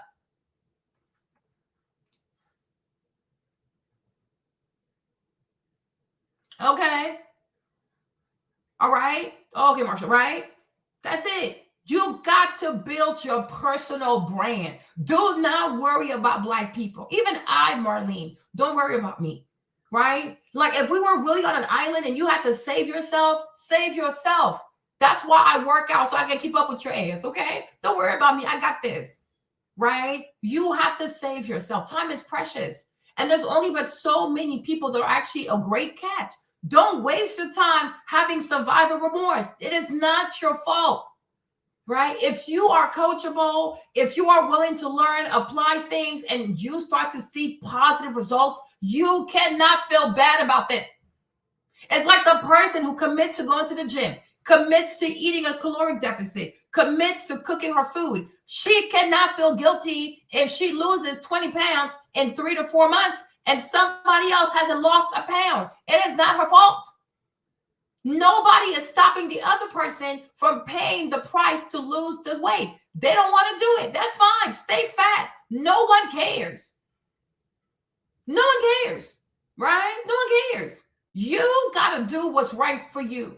And that's why as a creative director, that is also part of your job description, is knowing the goals, right? The benchmarks that mean a lot to you. You got to achieve your goals, okay? Leave Black people where they're at. Leave them. They're going to be all right. Okay? Worry about yourself. You have to make it. You have to make it. That's all that matters. Make it. Make it. And those who want to be inspired by your perseverance, they will. Those who want to be bitter, they will. Who cares? Who really cares? Like, who truly cares? Nobody cares. I don't care. You care? I don't care. I really don't. Like, what the heck? I do not care. But didn't really care about. It was stuck in a strange middle ground, too quiet to compete with the new wave of luxury, too rooted in tradition to fully reinvent itself. The product was still beautiful, but the brand, it had no story. And in fashion, that's when you start to disappear. By the early 2000s, Loewe had everything a brand was supposed to need: heritage, quality, the LVMH stamp of approval, but none of it really translated into relevance. Other luxury houses were becoming global powerhouses. Gucci had Tom Ford, Dior had Galliano, Louis Vuitton had Marc Jacobs. These are all creative directors, right? Tom Ford, Gucci was in bankruptcy. 1996, right? Gucci was in bankruptcy. Tom Ford was like 25. He was so young. I think he came from, he came from Gucci first. Then he went to, YSL. Yves Gauche. Voilà. Tom Ford was a baby. He took Gucci out of bankruptcy. Do you see the power of a vision? But you know what? We're not surprised. If you're a Christian, you can't be surprised because the Bible tells you, Habakkuk chapter 2, verse 3 to 4, write the vision, make it plain, that whosoever shall read it shall run. Right? It all comes down to the vision. You know, you guys, I swear, even me, I have self-awareness. I promise you, I have self-awareness, right? I have self-awareness. I do have self-awareness. And I know if you're not familiar with me, right? Or if you don't know me, or if you hate yourself, because you got to hate yourself to not like me. Okay, it's not personal, right? It can come off like I don't like Black people. No, it's not that. I don't like the way that Black people process information. That's correct. I don't have a personal issue with Black people. But the mindset, the psychology of most Black people, I don't like it because it's a psychology that lacks self-awareness, and it's the mindset of losers, okay? In this life, you got to have self-awareness. You got to have self-awareness. When something is not working, when it's no longer working to the point that it's causing frustration, somebody has to say, you know what? We tried. It doesn't work. Let's try something new. Oh, no, not Black people. The thing is bad, it's breaking, it's smelling, it's destroying people. They still want to hold on to it. Why are you holding on to it? It is not serving you. Let it go. Try something new, right? You get older. I mean, I know I got older, and you start to value the art of pivoting. You have to learn how to pivot. You got to pivot. It would have been nice if it worked this way, but guess what? It's not going to. We can either stay here or die, or we pivot. Most Black people rather sit here and just die. I'm not time for that. I'm going to pivot because I don't want to die. And I also do not want to complain. It causes wrinkles. Okay, my beauty, I like look at my skin. My skin is just beautiful. I'm 40. I don't even look my age, right? Because I don't stress myself. You have to learn to pivot. But what we realize is that when you have people that have a great vision, right, in charge of a company, a brand, whatever, that brand will succeed because they know how to tell beautiful stories, right? When even here, if you live here in the States, most Black people, their stories are always sad. Oh, I grew up poor. Oh, I didn't have a dad. Oh, as a Black woman, my life is hard. Oh, as a dark-skinned woman, Black people only tell you stories of sadness, stories of lack, stories of rejection, tell you how because of their complexion, they can't make it. It's like, it sounds like a brand of losers, right? Because everything always happens to them. They are never victorious. Okay, they're always victim. They're always being victimized. It's like, is there ever a day where you actually feel empowered? Is there ever a day where you're victorious? Of course not. And they're so comfortable telling stories of defeat. And they think it's cute because they want people to feel sorry for them. Powerful brands are not brands of pity, right? People buy Nike because some of the world's greatest athletes wear Nike and they always win. Whatever they do, basketball, football, soccer, hockey, you name it. People who wear Nike are always winning championships. They're always winning. This is not a brand of losers. Michael Jordan is not a loser, okay? All he did was win to the point that people said, I want to be like Mike. I want to fly like Mike. Because Michael Jordan is freaking inspirational. You knew once he put his little tongue out, he's gone. He is gone. This man is gone. The ball is gone, right? But it's always sadness. Woe is me. And I'm like, okay, but do you see how? And you might mean well. You probably mean well. You probably want to convey to people like, you know what? It's been hard. It's been challenging. I'm like, yes, I hear you. But if every day this is the only story you have to tell, out of 365 days a year, there's never a day where you can say, on this day, at least God gave me the victory, right? People are going to back away from the brand because most people want something that gives them faith. Most people want to hear stuff that gives them hope. Most people want stuff that gives them encouragement. The human spirit longs for encouragement. The human spirit longs to hear a story about how some underdog used to get his ass beat and now he a big time winner. That's why Rocky did so well, right? That's why people love them rags to riches story because it gives people life.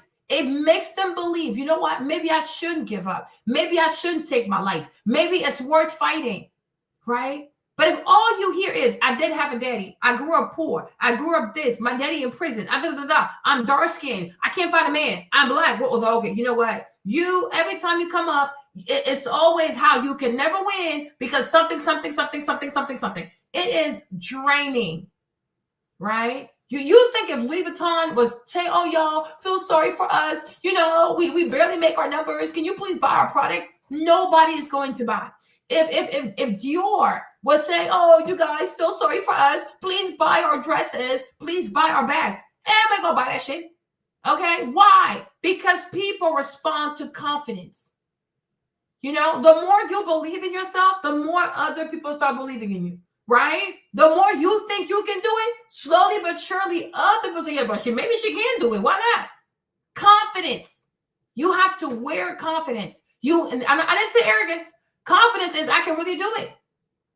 Yeah, it's not healthy. It really is not healthy, right? And too many Black people in America, it's not just Black Americans, even Black immigrants who come here, they join in on the chorus of mediocrity. Ooh, I'm Black. Ooh, I'm poor. It's like, oh my gosh, can you stop? Can you stop? How can you take the struggles that you've been through and create a story that says, yes, I started off bad. It wasn't easy, but look at me today. This is what people want. Okay? Even when you hear like the Greek pantheon of Rome, people cheered about for Hercules because Hercules, he's half human, half God. But yet he always wins like he was a god. Because they said when he was born, his mama dipped him in the water, but somehow she was holding onto his Achilles heel, so she didn't dip him in there all the way. So that's a weak spot for him, right? But people love people love stories where somebody had it really, really bad, but they overcame and they did something beautiful. And that has to be your job as a creative director. Everybody experiences hardship. And I'm not saying to diminish what you've been through, because it's some real shit, right? It's real shit, right? What you've been through is real, but it can't be everything about you. Everything about you can't be what you've been through, right? The biggest part of your testimony has to be how you took from the lessons of the past. You took from even people who were against you, and you succeeded above it all. And here you are today. And I'm telling you, and people gonna start running, oh my gosh, I want to be involved in that too. I want that too, right? But you keep hearing over and over and over. It's like you have to tell a story. And it's like, what is the story that you're telling? And I'm like, some stories out here, they are so discouraging. They're so disempowering. Like, they're just so negative. Nobody wants to buy into that, right? Nobody wants to buy into even a weight loss journey. You do a weight loss journey and you keep falling back. Okay. At first, your followers will give you grace. But if every time you have excuses, every time you gain the weight back, oh shit, we're tired. Because people want to see somebody make it across the finish line. Everybody has setbacks. It happens. But you cannot have 10 different setbacks in 2 years. How is that even possible? Like, just finish this shit already. Lose this damn weight. Okay? That's it. That's all people want. You said you were going to do something. You're a human being. We'll give you grace because it happens. Life happens. But we need you to cross the finish line. But if you have 10 different setbacks in 2 years, we are all unsubscribing. And that's why I know my ass, I unsubscribed from Stephanie. Because like you don't want to win. You don't want to win. You just want to place on YouTube where you can cry about not having pretty girl privilege, womp. But every time somebody offers you a way to level up, you don't want to take it. You are a very unserious person. I'm out. I unsubscribed. Don't got time for this. I do not have time for this. Yeah, it's exhausting because then it makes you feel like you should also give up. No. People want to pull from your inspiration. People want to draw from your energy, right? And that's why you got to have that kind of energy that tells people, listen, Marlene did it. I can do it too. Got to stop making excuses. But if you, in a 2-year time span, you gained the weight 10 different times, baby, I can't deal with your ass. I can't. It's not healthy for me. Okay? It is not healthy for me. I cannot do this. I really cannot do this, right? And I promise you, like, with everything I have in my heart, I know it might be hard to believe, but with everything I have in my heart, okay? And that's why I promise y'all, seriously, here's my hand, okay? I really do have love for Black women, but I've come to realize they would rather complain than to get to work. So me, I'm the kind of person, y'all should know me, right? I'm very competitive. I don't like white people to surpass me. So me, I'm going to compete and I will never stop trying. You know, it could very well be that I might never be able to get the company that I want. It could happen, right? And it could also happen that I can do it. I don't know. But either way, I will try until I die. I'm not going to sit here and complain about being dark-skinned, womp. If somebody had given me money, yeah, it would have been nice. But I'm going to tell you this too, though. Had somebody even given me money, had somebody even given me $2 million to save Ling & Lashes, it would have failed because I did not understand, right, the importance of being a storyteller, the importance of actually building a brand, the importance of, like, how do you drive demand? There are so many things that I did not know, and money was not going to fix it, y'all, right? Somebody could have given me $10 million, yes. Maybe for a while the brand would have done well, but eventually it would have sunk in because there are certain core principles of marketing. There are certain core tenets. There are certain pillars of brand building and storytelling I did not have. Money cannot fix everything. And that's why there are brands who raise 100 million, 200 million, and they still go bankrupt because they have not mastered branding. They have not mastered storytelling. Money cannot fix everything. Money can't fix everything if you don't have the right pillars from the get-go. Okay? There you go. And it's okay, right? Because if you learn it and you're really good, there's always a way to get an investor and things like that. You might not even need one. Okay? So that's that. But I can't, like me, my psychology, like my own mental health, I don't do well around people who complain all the time. I don't do well. I don't do well around people who are always crying and feeling sorry for themselves and who want pity. I don't like people feeling sorry for me. I don't even feel sorry for myself. Hello, right? Taking accountability, it matters a lot to me. Having the right perspective, it matters a lot to me. Having self-awareness, it matters a lot to me. Even blaming God. I'm going to blame God for nothing because God is too good. God has been good to me. So if something's happening in my life, most likely it's my fault. There is something I haven't studied. There is something I haven't analyzed. There is something I still need to work on because God has given me everything I need to be successful. God is not a wicked God. He is a good God. But you still have to become a student of your craft. It is not enough to have a great product. It is not enough to have great packaging. You have to master the basics of branding and storytelling. You got to know how to tell a story. Otherwise, get the F out of here. You're not going to win. Everybody tells a great. You're going to ask Barack Obama. He's going to know how to tell his story. You're going to talk to Bill Gates. He's going to know how to tell his story, right? Every great successful person in this world is good at telling a story that makes you root for that person. Like, yes, I want you to win. Yes, I'm going to vote for you. Yes, I'll buy your product.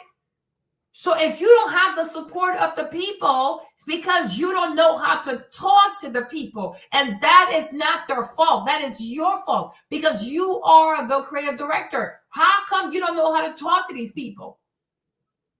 Why is there some cognitive dissonance that is still lingering? Because you don't know how to talk to them, because you have not mastered how to talk to your audience. And that is your fault. Nobody owes you shit. Okay? Like me, you know, oh my gosh, people should have supported my brand. No, nobody owes me shit. When you decide to be an entrepreneur, it is a choice that you made. It wasn't a committee. You weren't forced. You made a choice. So now you got to be responsible for whatever this is. If you don't like it, you're to blame. But we cannot blame people because there are people that are better at telling the story. So they put their money there. That's it. You can't be mad. Can't be mad, right? You got to learn the game, right? Yeah, it's like, it's really draining. It is seriously draining. So let's keep going. Fashion was about personalities, bold visions, reinvention. Yeah. And Loewe, they had nice bags. The brand cycled through a handful of creative directors, hoping one of them would crack the code. Narciso Rodriguez gave it minimalism. Stuart Vevers leaned into color and youth. There were flashes of good. For him, this one right now, he is the creative director for Coach. So now he's working at Coach. So I think Coach was better for him. He's doing a good job at Coach. The Coach looks beautiful. So he was meant for Coach because he likes colors. So he's doing a beautiful. Vivers, he's a Coach, so good job for him. Press, the occasional strong collection, but nothing stuck. There was no real identity, just a revolving door of aesthetic directions that never quite. Like I said, most Black women also in the dating market have no real identity. Oh, as a Black woman, what is your real identity? You are an individual. You do not represent Black women. Are you crazy? That's like over like 20 million people. Are you insane? What is your brand identity? You have to know your personal brand. What is your identity? You don't get to hide. And I think because a lot of Black girls also don't really know what they're doing in the dating market, don't know how to date, don't understand man. There's so much they don't know. That's their coping mechanism. Oh, as a Black woman, so that way they can all hide behind each other's failures, right? Instead of stepping forward and leading into what you don't know and becoming a great student of what you don't know. You can learn, you can learn what you don't know. It's okay. Ask lots of questions. You'll see. Matched the brand's DNA. Even with the resources of LVMH behind it, Loewe remained quiet. The kind of label that might get a mention in a magazine but never made headlines. You weren't going to see it on red carpets or dominating street-style galleries. It didn't have an it bag. It didn't have a point of view. And maybe that was part of the problem. In a decade where fashion was becoming faster, louder, and more image-driven, Loewe was still playing by old rules. Beautiful leather, yes, but no story, no spark. Nothing to hold on to. That's why I said had, even me, great packaging, great design, great product, no story, zero. Even the whole Louisiana, the bee pilot thing, y'all, when I tell you AI opened my, it opened my mind. I was like, what the heck? There is so much I didn't know, right? But I'm like, bee pilot, the whole Louisiana thing, man, I could have told some beautiful stories with that. Like, seriously, I was like, wow. I had no idea, right? But I'm like, it's not about the product. It is not about the packaging. It is the story you tell around the whole world, not even just the product itself, but the entire world. Like, people have to want to belong. Like, I want to be part of that. I want to be part of that. And I'm asking you an honest question. You don't have to answer. It's fine, right? But if you look across ethnicities, right? All men across ethnicities, do most men say, oh, yeah, I can't wait to be with a Black woman? That's a world I really want to be part of? I don't think so. Okay? No, because it's a bad brand. It's a bad brand. It was a brand that felt stuck in its own legacy, respected, sure, but forgotten. And for a while, it seemed like that might be the end of the story. However, a big shift came in 2013, and it started with one unexpected hire. The brand brought in Jonathan Anderson, a move that, at the time, felt kind of random. Anderson was 29, known mostly for his own label, J.W. Anderson, and definitely not part of the usual luxury circuit. His work was weird, offbeat, experimental, more fashion student darling than global creative director. But LVMH gave him the job anyway. And honestly, that changed everything. Anderson didn't just refresh Loewe. He ripped it apart and rebuilt it from scratch. New logo, new visual identity, new tone. You see? She said he came in and he ripped it from scratch. Like, this ain't it. We'll start over. Like Anderson said, throw them people overboard, Chev. You're not going to make it. Right? Start over. New brand, new name, new identity, new logo, new everything. That's why I said, don't you dare go and say, oh, as a Black woman. No. Talk about your personal brand. As Marlene, these are my standards. Because you can't speak for everybody else. She don't want to do coffee. Oh, I love coffee. Come se dice? Vere un caffè macchiato, por favore. Okay? Okay? Vere due cappuccini, per favore. Okay? She don't do coffee. I love coffee. Okay? Okay? They say in Milan, there's no cappuccino after 11 a.m. There you go. Okay? Due cappuccini, per favore. Okay? We're not the same. Because I will drink coffee. Like I said, to me, coffee is an art. She wants to go down to McAllister and eat 1,600 calories in one sitting. We are not the same. Like, I am mindful of my calories, right? What do I look like eating 1,600 calories in one sitting? Oh, mamma mia.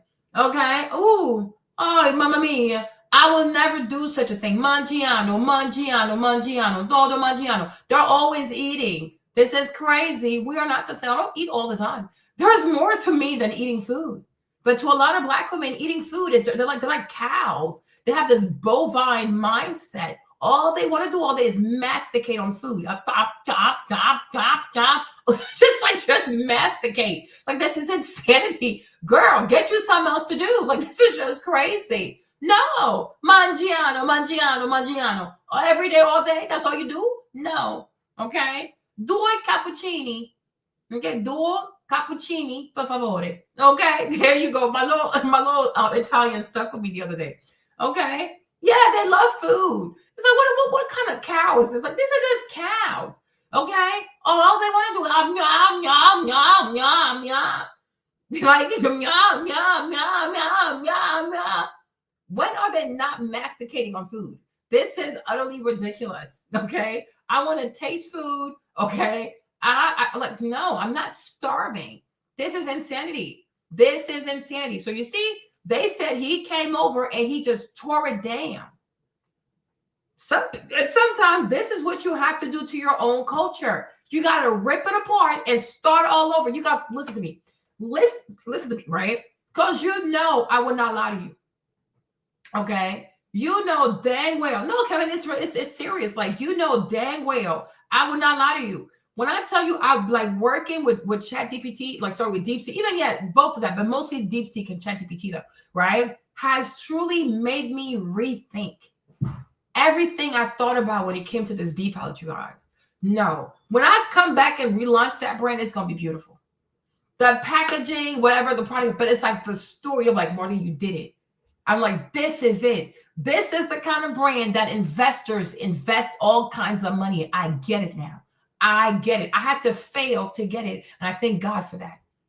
I had to fail. I had to humble myself. I had to have self-awareness. I had to lose weight. I've always said the more I lose weight, the more I gain clarity. Y'all, I'm telling you, every time I lose weight, I get smarter. Okay? Every time I lose weight, I get smarter. But there is a way, there is a formula to building brands. Yes, there is a formula to building brands that investors look for. And if you have that, if you got that kind of formula, you have that recipe, you have that sauce, you will get their money. You will get it. Like, this is how I'm like, oh, okay. But like, papa, when I tell you, like, AI opened my head, like, it opened my mind. I thought, oh my gosh, I never thought about it this way. And that's why it is important to be around intelligent people, not emotional people. And the thing I love about AI, because an algorithm, it doesn't have emotions. Okay, it gets right to the bottom of things. Like, girl, let's talk about this. No, this is good, this is bad. Okay, I'm like, it makes so much sense. It makes a lot of sense, right? You got to be more strategic. You got to be more intentional. You have to be more of a creative designer. You got to have a bold vision.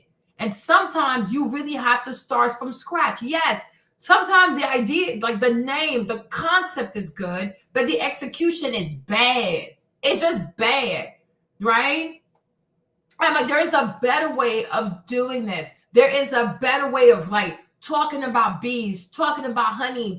There is a better way. And it's a way that is going to attract people universally, not just Black. No, you want to attract people universally. You want everybody's money, right? You want everyone's money. But I'm like, this stuff right here, this, I'm like, to me, like, seriously, I'm like, this is the kind of stuff I can see how if I went to investors with that kind of idea, they would give me money because it's really beautiful. But it's also, but once again, it's not the kind of job you would do by yourself. I'm not doing by myself again. What? I'm good, but you feel better? You're not mad anymore? You're back? Okay, good. I feel good. How are you? You're good? Okay, good. All right? That's it. You understand me, right? But it's the real thing, you guys. That's why I mean, you know me. I will always be humble. If I took an L, I will take my L with pride because I was just so damn ignorant. But it's okay. You live, you learn, right? Okay, that's good. Well, I'm glad you were upset. That's good. Okay. Another example is Kanye burning everything to the ground from his first clothing line, then come back with Yeezy. Yes, exactly. Because what is it called? Colors or something? I think the first one was called Colors, right? Because he wasn't telling a story. I think with Yeezy, he mastered the story. And I think with the Yeezys also, right? Especially with the Red October. Oh, thank you, Jeff. Thank you, right? With the Red Octobers also, because with Nike, especially with Nike, because Nike, they understand scarcity. Nike will manufacture some artificial scarcity in a heartbeat. What? So these Red Octobers did really well. Because the thing about the whole sneaker industry is that you want to be big in the resale market. If nobody's trying to resell your shoes, something is wrong.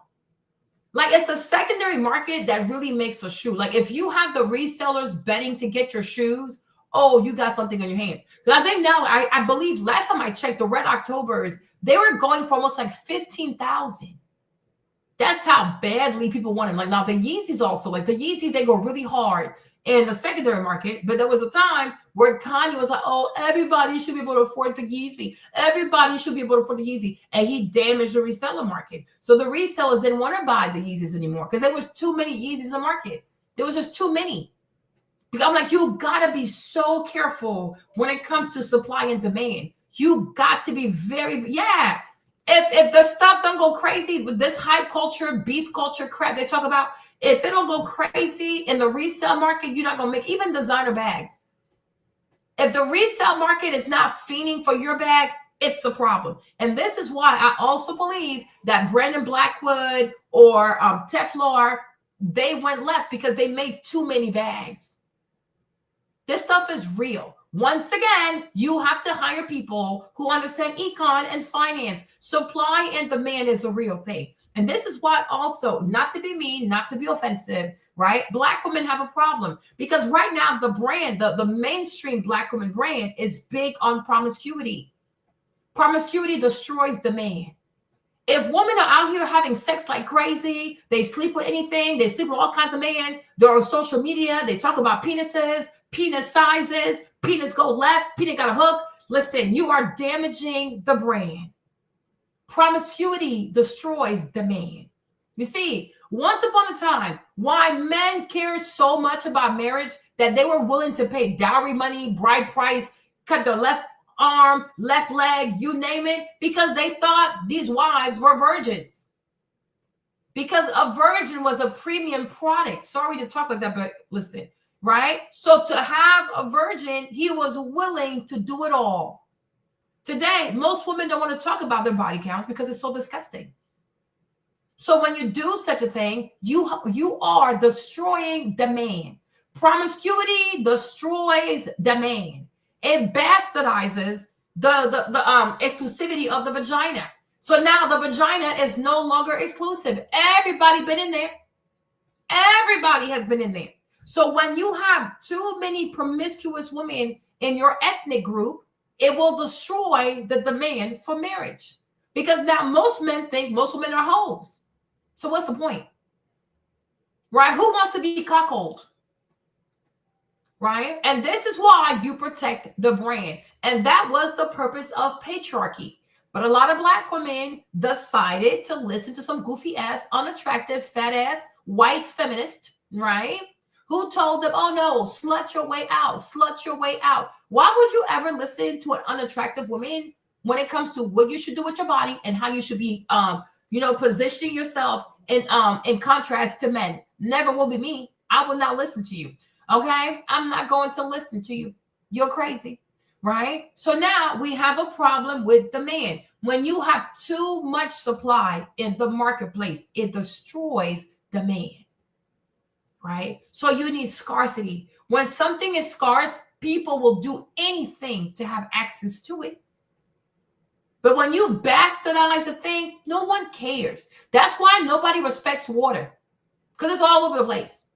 Right? People are willing to pay $300, even $1,000, sometimes even $100,000 for a bottle of champagne, right? But they will only pay $1 for water because that's not a big thing. Even though water is way more important, right, than champagne. But who cares? Because there's water everywhere, right? Supply and demand. Supply and demand. Supply and demand. It is a beautiful dance. And if you don't get the dance right, you will have a problem on your hand, right? Scarcity matters. If you want to have a great brand, you must be scarce. You can't be everywhere all the time, over here, over there, over here, over there. No, you're going to turn into a CVS. You're going to turn into Walmart. You're going to turn into Walgreens. You're going to turn into Dollar General, okay? You're going to be a low-class, low-value brand like Dollar General because you have created too much supply. There's too much supply. So if there's too much supply, people don't want it. Exactly. But I'm like, Teflon, nobody really cares for Teflon because they came out with too many bags. So if the reseller markets can't even keep up with that, there's no value.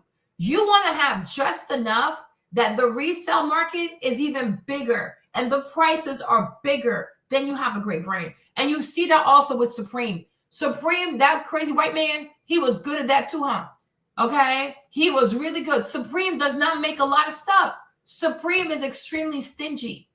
And he took, I think, like 20 years to build Supreme. But ultimately, he sold Supreme for $1 billion, y'all. That man, he is insane. But he was always very, very, very protective of Supreme, who wore Supreme, who could be attached to Supreme, right? He was so intentional with Supreme. Exactly. There you go. Because she's been with too many people. Okay? That gets the real thing. So like you said, he came, he scratched everything. And I will also say this, and I'm not trying to be offensive, right? It could also be that between you and your mom, you're going to have to tear it down, because most likely, if your mom was not successful in dating, if your mom was not successful in marriage, if your mom was not successful with men, you need to undo your mom's culture. Not to be offensive, but you cannot be like her, because she has shown you what not to do, right? So when it comes to you, you got to tear it down and start from scratch. Do not be your mother's daughter when it comes to dating. You will have the same mediocre results as your mama. Okay? And this is where the sisterhood gets a lot of Black women in trouble, because, oh, that's my mom, that's my auntie. If your mom and your aunties were horrible in relationships, there are bad examples for you, right? You do not follow losers. And I know it's hard to say, but if your mom was a loser at dating, if your mom was a loser at marriage, you do not want to follow that. Winners, successful brands, never try to replicate, right, the moves of losing teams or losing brands. They innovate. They do something different. Even if they rely on the old, they find a way to juice it up to make it more modern, to attract the new taste of the consumer. Okay? So you're also going to have to be honest about that. My mom was not good at keeping a man. That is her brand. So now do everything she was not willing to do, right? Be completely different from her, because otherwise you're going to get the same results, because that is her brand. You can keep your mother's brand, or you can change it up and create a successful brand for yourself. You don't have to have the same outcome as your mother. Okay? Well, I'm being serious. It could be that your mom is a loser when it comes to relationships. You could be a sweet lady, but when it comes to men, your mom knows absolutely nothing. And I'm just being polite. Okay? Do not listen to her. She has a track record of failure with men. What you're trying to do is have a track record of success, not with a bunch of men, with one man. Lead to marriage and stay married. There you go. Okay? There you go. That's it. That's that. It's not that hard. New campaigns, Okay? new everything. And it didn't feel forced. It felt intentional. He took this old, quiet leather house and turned it into something playful, sharp, a little surreal. One season it was Something playful, not promiscuous, playful, not rigid, playful. Not you got a woman has to have some sense of levity about herself, right? Everything can't be serious all the time. Okay? Right? Now, playful does not mean promiscuous. Okay? Okay, good. Let's keep going. Pixelated hoodies and balloon-heeled shoes. Another, it was subtle tank tops and sleek leather coats. There was always something a little off about it, in the best way. And suddenly, the brand started to feel relevant. Not because it was chasing trends, but because it was doing its own thing. The puzzle bag really marked the shift. It was practical, sculptural, minimal, but clever. It looked unlike anything else out there, and it wasn't trying to be an it bag, but it became one. Quietly, it just hit. From there, everything picked up. Good. The brand's identity started to solidify. Beautiful. The shows were creative but wearable. The products had personality without being gimmicky. Anderson was playing with art, texture, design. So you can have personality without being a stereotype, right? If we talk about Black women, you can have personality without being a stereotype. Okay? You can have personality without being predictable. You can have personality without being ratchet, right? And loud, right? And you got to figure what is that? What is that for me? What is my personality without being loud, without being ratchet, without being predictable, without being mediocre, without being combative or aggressive, right? What is that? Got to figure that out, right? That's why I say you cannot say I'm dating as a Black woman. No, you are dating as a playful luxury brand. What is that? You figure that out, okay? You come up with that. That's your homework. And he was doing it without ever losing sight of Loewe's roots in craft. Exactly. People started paying attention. Stylists, editors, celebrities. Not in a flashy way, but in that kind of if you know way. What Anderson really brought was clarity. Clarity. He gave the brand a voice, one that hadn't really existed before. There you go. And once it clicked, it was obvious. The brand didn't just look different, it felt different. Like it finally knew who it was. Some brands work tirelessly to manufacture relevance. Loewe somehow just slipped into it. Once Anderson had restructured the bones of the brand, from its logo to its visual language to the product itself, the rest started falling into place. The campaigns felt sharper, the collections had personality, and when celebrities started wearing the brand, they weren't just styling looks, they were shaping cultural moments. Rihanna wore a custom crimson Loewe outfit at the Super Bowl halftime show, complete with a sculpted breastplate that became an instant internet moment. Beyoncé wore his surreal hand bodysuits on her Renaissance tour. Kylie Jenner posted in that now viral anagram tank top, and overnight, it was everywhere. But none of it felt like traditional celebrity marketing. It was strategic, sure, but with just enough weirdness to feel organic. And you see too, like you realize because Rihanna is signed to LVMH, the whole Fenty stuff is LVMH child, okay? Beyonce also, remember Beyonce wore that Tiffany stuff, did a Tiffany ad for Tiffany, right? Tiffany was bought by LVMH. So all these celebrities they all have connections with LVMH. This is when you realize like the genius of Bernard Arnault, because I'm like, he owns all these Black people, okay? This man owns all these Black people. He has so much money. Okay? He owns all these Black people. People over here screaming, oh my gosh, he can call these people and say, you're going to wear this. You're going to wear this outfit. Okay?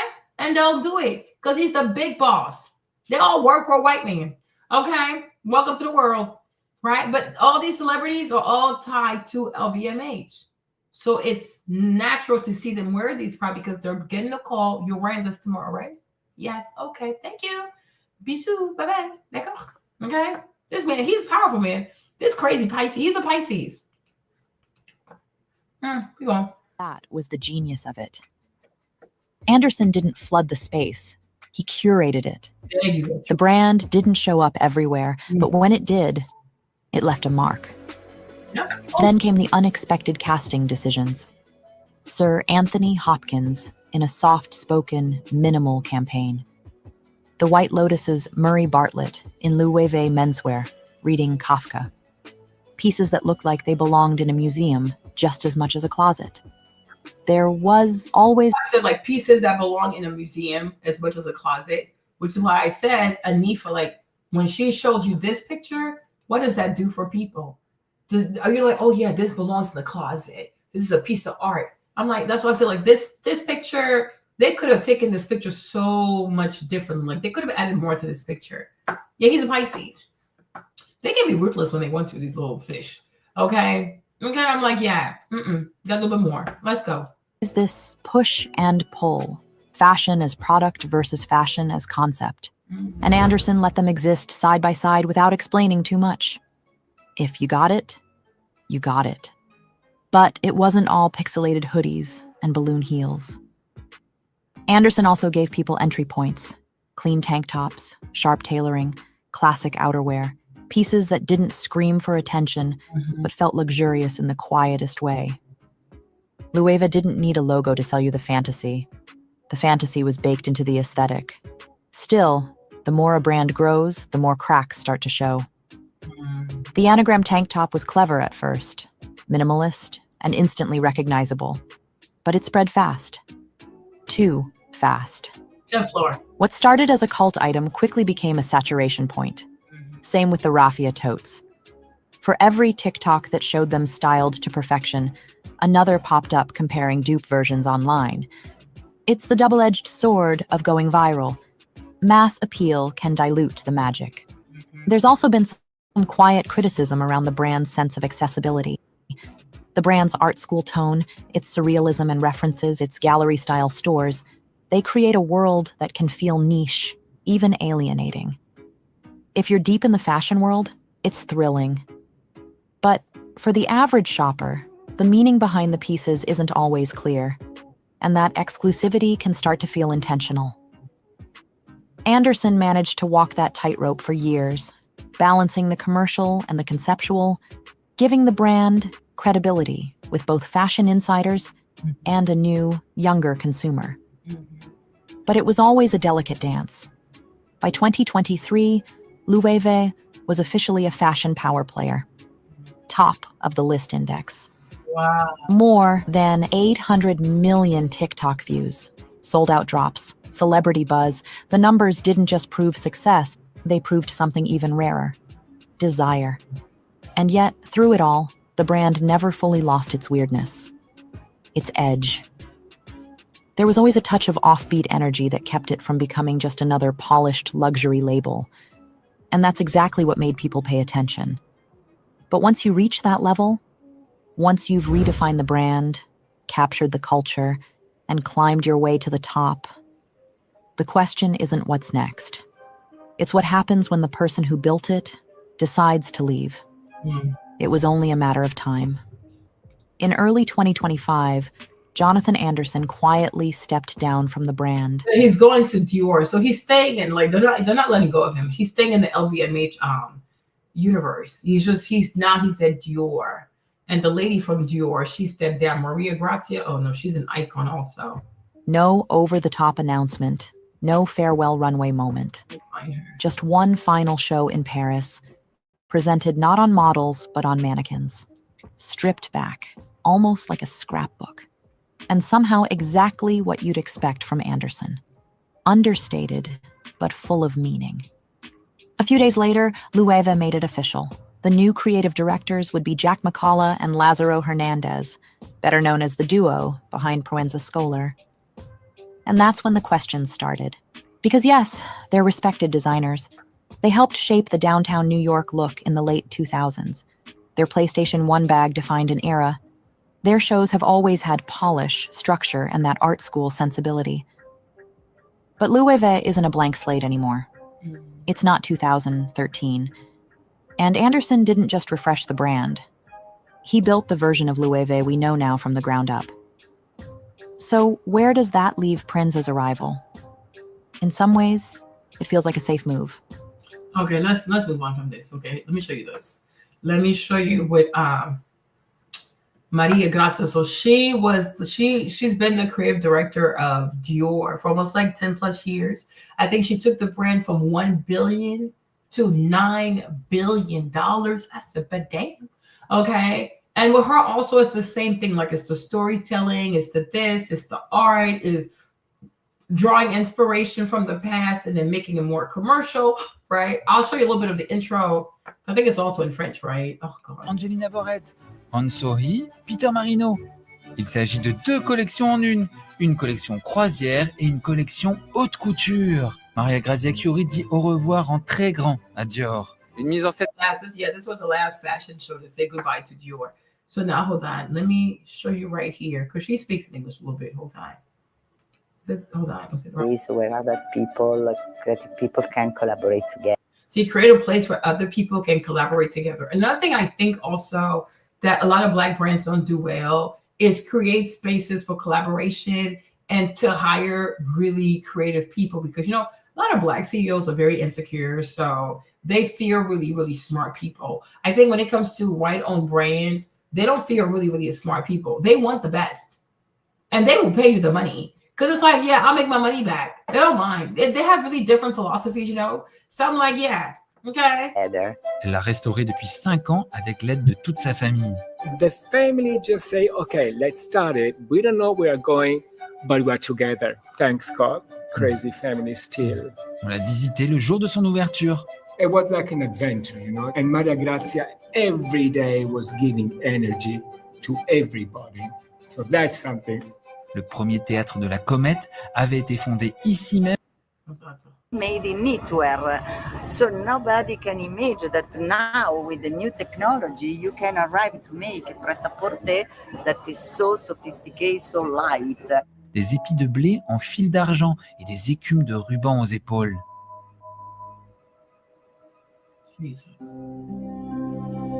La dernière robe haute couture de l'ère Maria Grazia Chiuri. It's couture because this drape is possible to realize only in couture, and this has to be fit on the body of the client. C'est un point de broderie qui est bien serré, qui est bien compact et tout, et qui est dans le vide, qui nous permet d'avoir un bel ajouré. Et quand on se met sur le mannequin, c'est magnifique. Un numéro double, à gauche une robe longue et à droite un demi-bustier, une demi-armure en résille et incrustation de dentelle écrue. La douceur et la fermeté qu'il faut pour exercer ce poste de direction artistique d'une grande maison de couture, arbitre des esthétiques et empire commercial. Et puis les oracles de Delphes, elles sont des trompe-l'œil de statues.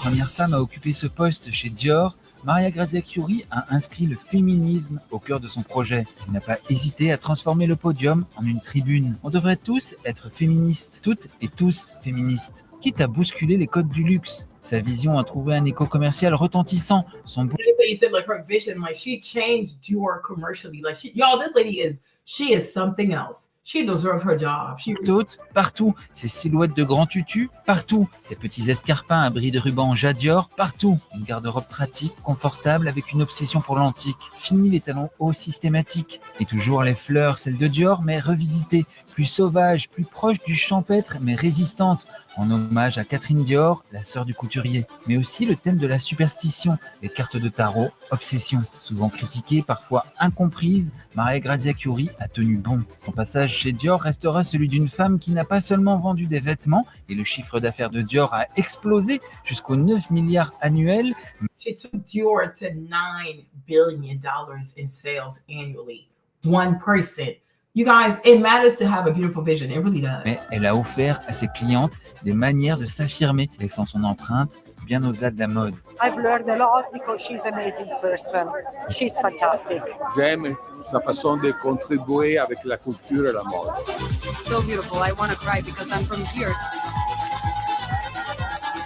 Moi, ce qui m'impressionne, c'est vraiment sa force de travail et sa capacité à s'entourer et déléguer et créer des énergies autour d'elle. Ça, c'est vraiment très impressionnant. Unreal.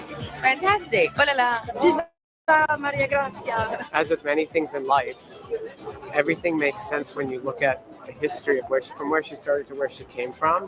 She was very consistent. And after Maria Grazia's work, there is a lot more awareness about feminism, where maybe it wouldn't have been. Now she's, but I'm like, you see her vision? Commercial success, $9 billion in sales. Oh my Lord. I wonder how much they paid her. This is crazy. Hold on, you guys. Hold on.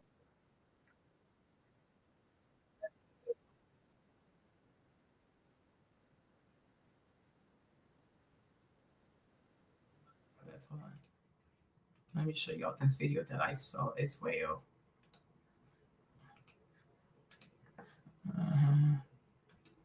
When Steve Jobs returned to Apple in 1997, the company was 90 days away from bankruptcy. Steve stood in front of a massive crowd, his black turtleneck, his insane stage presence, and charted out a new direction for Apple. It would go on to not only revolutionize that company, but revolutionize humanity and how we would use tools for the next 20 plus years. Steve uses 5 core elements throughout his career to sell anything to anyone. And in this video, I'm gonna break down those blueprints, frameworks, and key aspects so you can go and apply it in your business today. These are the same strategies I personally used to build businesses that became profitable for me while staying true to the lifestyle I wanted. These strategies are powerful as hell. And in this video, I'm gonna unlock them for you. All right, let's get into Steve's secret number 1, value-based selling. To me, marketing's about values. This is a very complicated world. It's a very noisy world. We're not gonna get a chance to get people to remember much about us. You know, people don't care about what you have to sell. They care about what you can do for them. What's the biggest question you think in most people's minds when they're listening to your sales presentation? They're wondering, why should I even care? When it comes to your values, you need to get clear on what is it that you really believe in at your core. And you see, hopefully you guys can relate this to the dating, right? When you say, oh, I only want to date a man that makes 6 figures. I only want to date a man that makes 300,000. That's only about you. What about him? Right? So I'm like, that's not a good pitch. That's not a good pitch, right? Nobody should lead in with, oh, how much I'm looking for a man to make. That's bad business. Like, that is not, no. People want to listen to people who can solve their problems, right? So when you are creative director of your dating life, whatever, you, like I said, you got to have your stakeholders, and you got to be able to say, I can solve these problems. I can solve these problems. I can do this. I can do that. And which is why I think a woman that's actually intelligent as a creative director, her dates are going to be more of an experience than the typical, let's go to the restaurant, stuff our faces with food, and drink a bunch of alcohol. Okay? Like, no, because she's going to want things that are more memorable. Now, what that looks like, you decide. You are the creative director. You decide. Okay? Right? But when people, like when these business marketing people say things, right, you got to do your homework. Like, try to relate that to dating. How would this apply to dating? Okay. If I show up and I say, well, as a Black woman, why do we care? Okay. What does that have to do with the date? Right? What is your story? What's his story? And it's not about you being a Black woman. Okay. You have a first name. You have a story. You have a heritage. Talk about that. Same for him. Okay. It got to make sense. It really, really has to make sense. Right? Core. For me at Founder OS, as an example, some of our core values include things like elevated design, where we're always crafting experiences that blow founders' minds. We really believe in dazzling founders, going above and beyond to cultivate an experience that's based on unreasonable standards to make sure that every single step along the founder's journey is clear, it's systemized, and we're helping level them up. Similarly, we have the value of really going and creating exceptional experiences in communities. We are aiming to create the greatest founder community of the 21st century. And Steve was really big on this. And his, Think Different campaign and, ads like the crazy ones, it was all about showing people not just the benefits of a product, not the features, but what is the values of this brand. And if the heart and the soul of the brand can deeply connect with the core identity of the person you're trying to go and attract to it, See what he's saying? So a woman trying to date this man. So he's saying her set of values have to deeply resonate with that man, right? So saying I want a $300,000 man, how's that? How are those any values? Chasing money, pursuing money, or only want to be with someone with money? That is not a good set of values,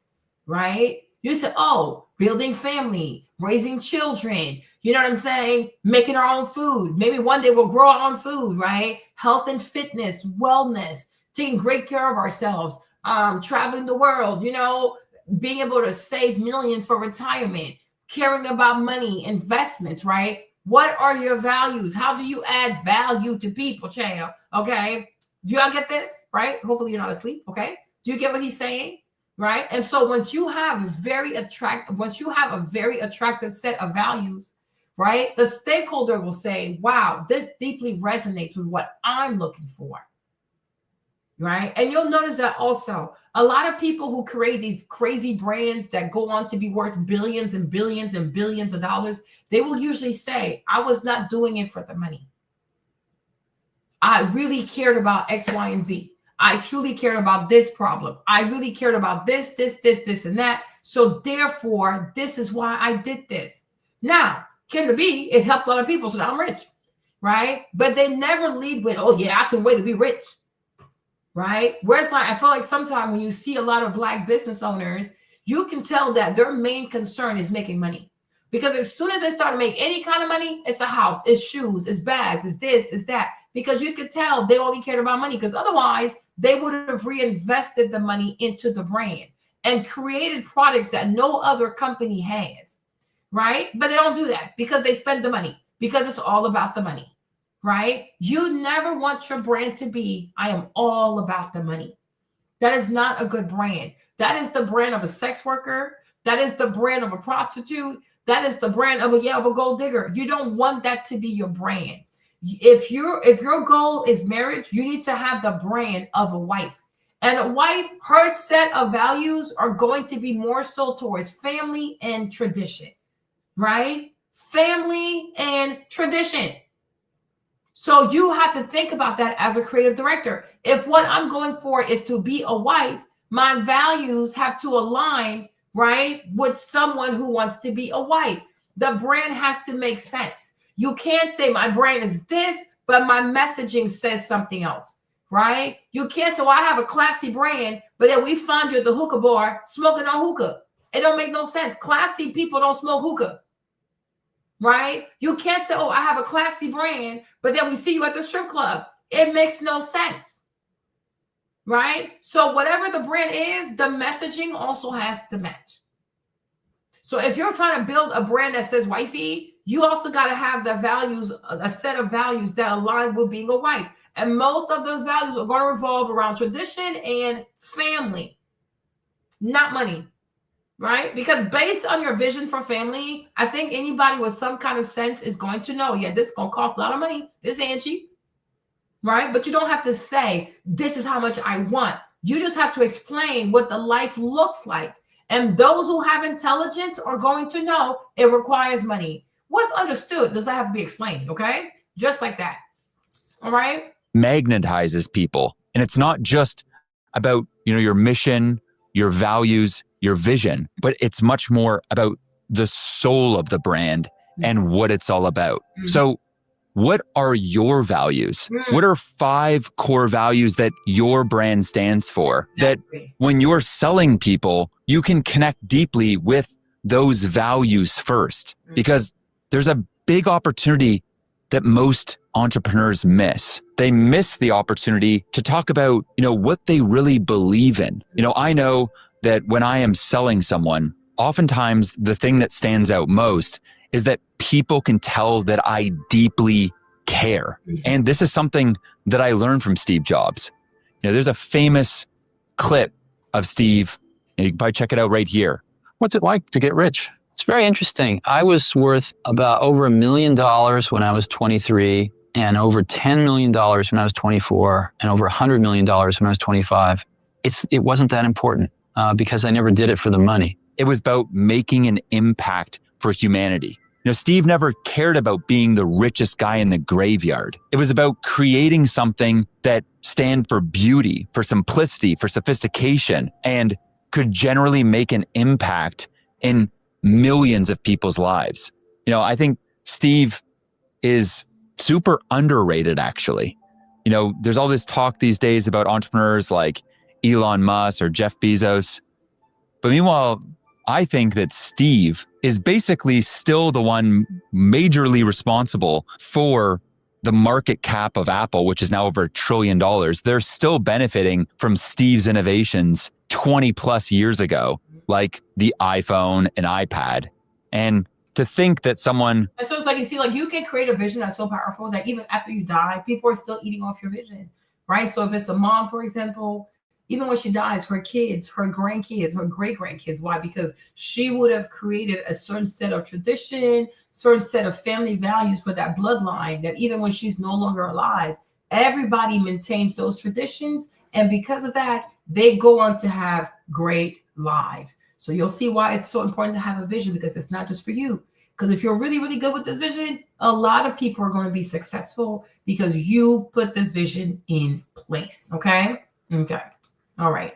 Who's now passed for over 20 years is still having that big of an impact 20 years later, helping build $1 trillion plus market cap company when he didn't even care about the money is insane. Imagine the impact you could have, not just on your bank account, but on the movement you're creating. If you focused on developing your beliefs, your values, and also a key point of view. Because what happens when you go and you market and you sell like this is you create resonance. People can deeply resonate with what you're saying. And it's not just about the words. It's that they can connect with what you care about. And in a world filled with AI and everyone just being like everyone, and a world of sameness, you can stand out amidst that noise by really caring about your values. For me, it's things like obsessing over quality.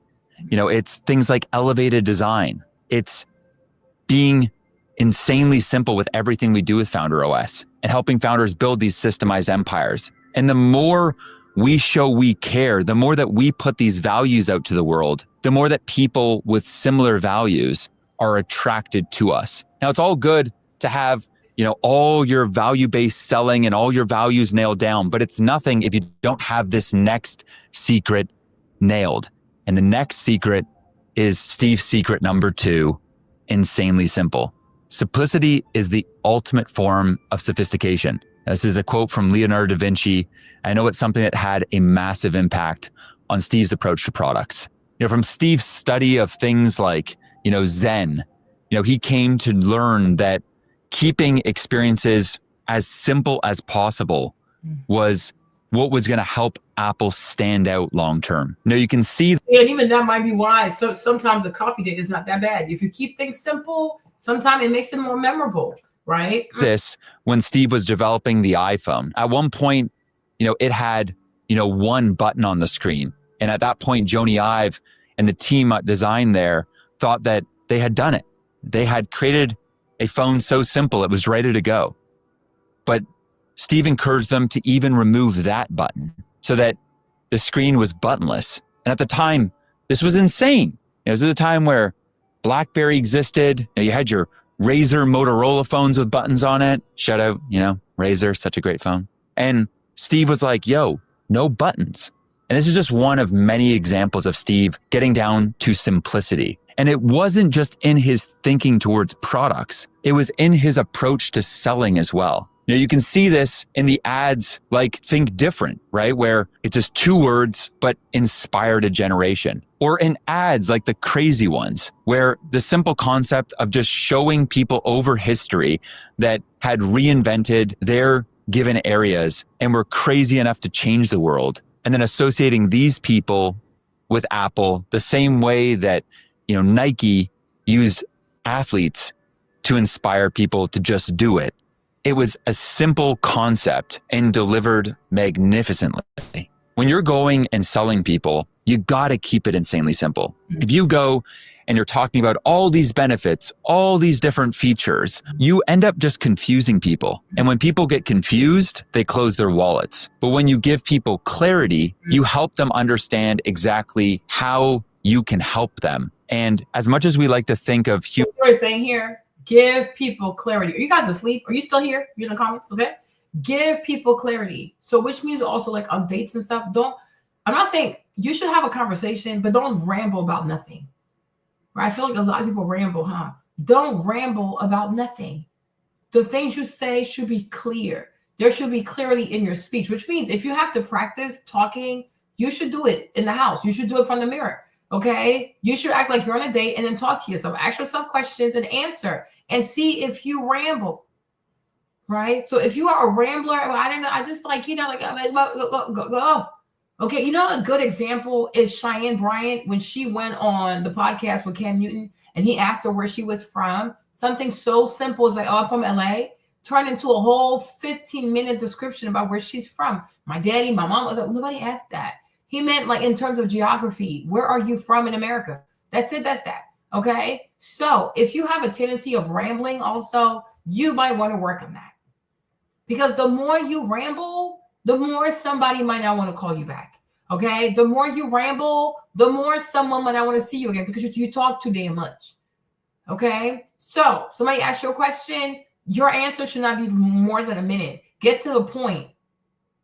Because they all probably want to say something too. So you talk a little bit and then they talk a little bit, okay? But if you ramble, you're going to monopolize the entire conversation. So when you speak, right, make sure you get to the point.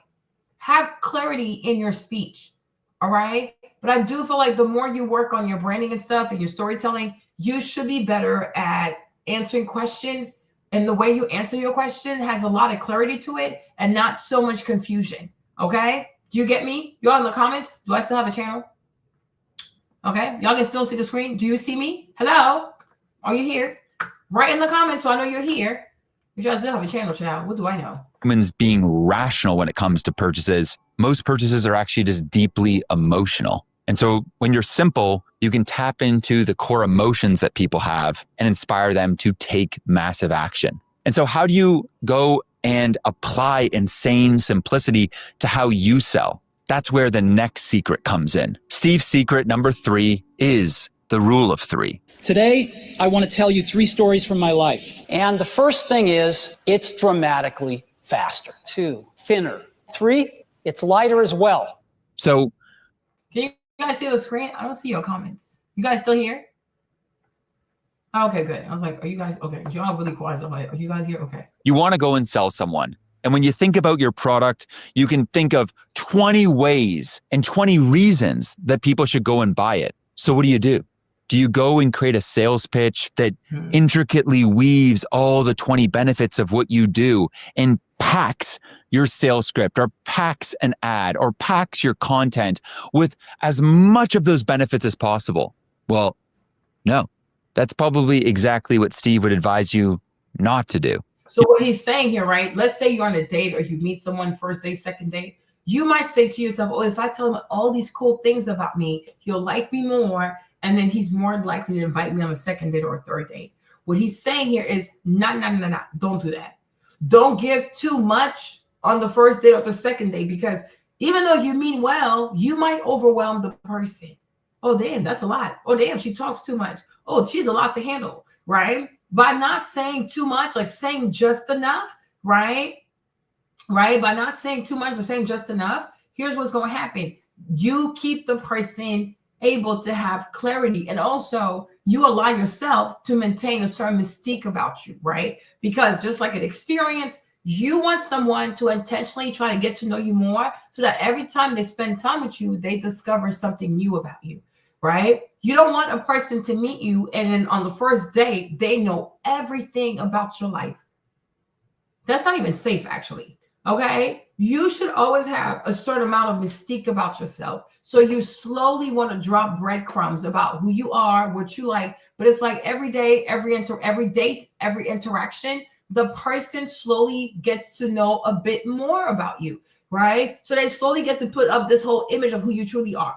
But you don't want to go on the first date and just dump on someone. That is just out of order. That's just too much. It's not even safe, like your privacy, right? And it's also going to overwhelm the person. So what he's saying is, when it came to Steve Jobs, he kept it down to 3 things, right?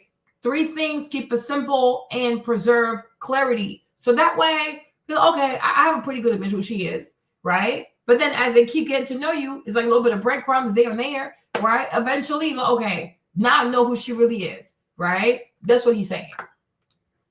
You know, even when he was going, as an example, and selling the benefits of the iPhone, he distilled it down to 3 things. 3 things: a widescreen iPod with touch controls, a revolutionary mobile phone, and a breakthrough internet communications device. Right? 3 things. Keeping it simple and using the rule of 3. We live in an age where people have so many different ways they can go in any given moment. And you can't go and get people to remember everything about what you do. You can help them remember what you care about. You can instill some sort of feeling in them and drive an emotion. And then you got to keep it simple in terms of the rule of 3 as to what the core aspects of what you do are. You know, at Founder OS, my mission is to inspire 100 million founders to accomplish their dreams with proven systems. And when I think about the big promise of what we're looking to do, we are here put on earth to dazzle founders with amazing community, extraordinary support, and simple systems. Okay. Everything that we do at Founder OS comes down to these 3 pieces.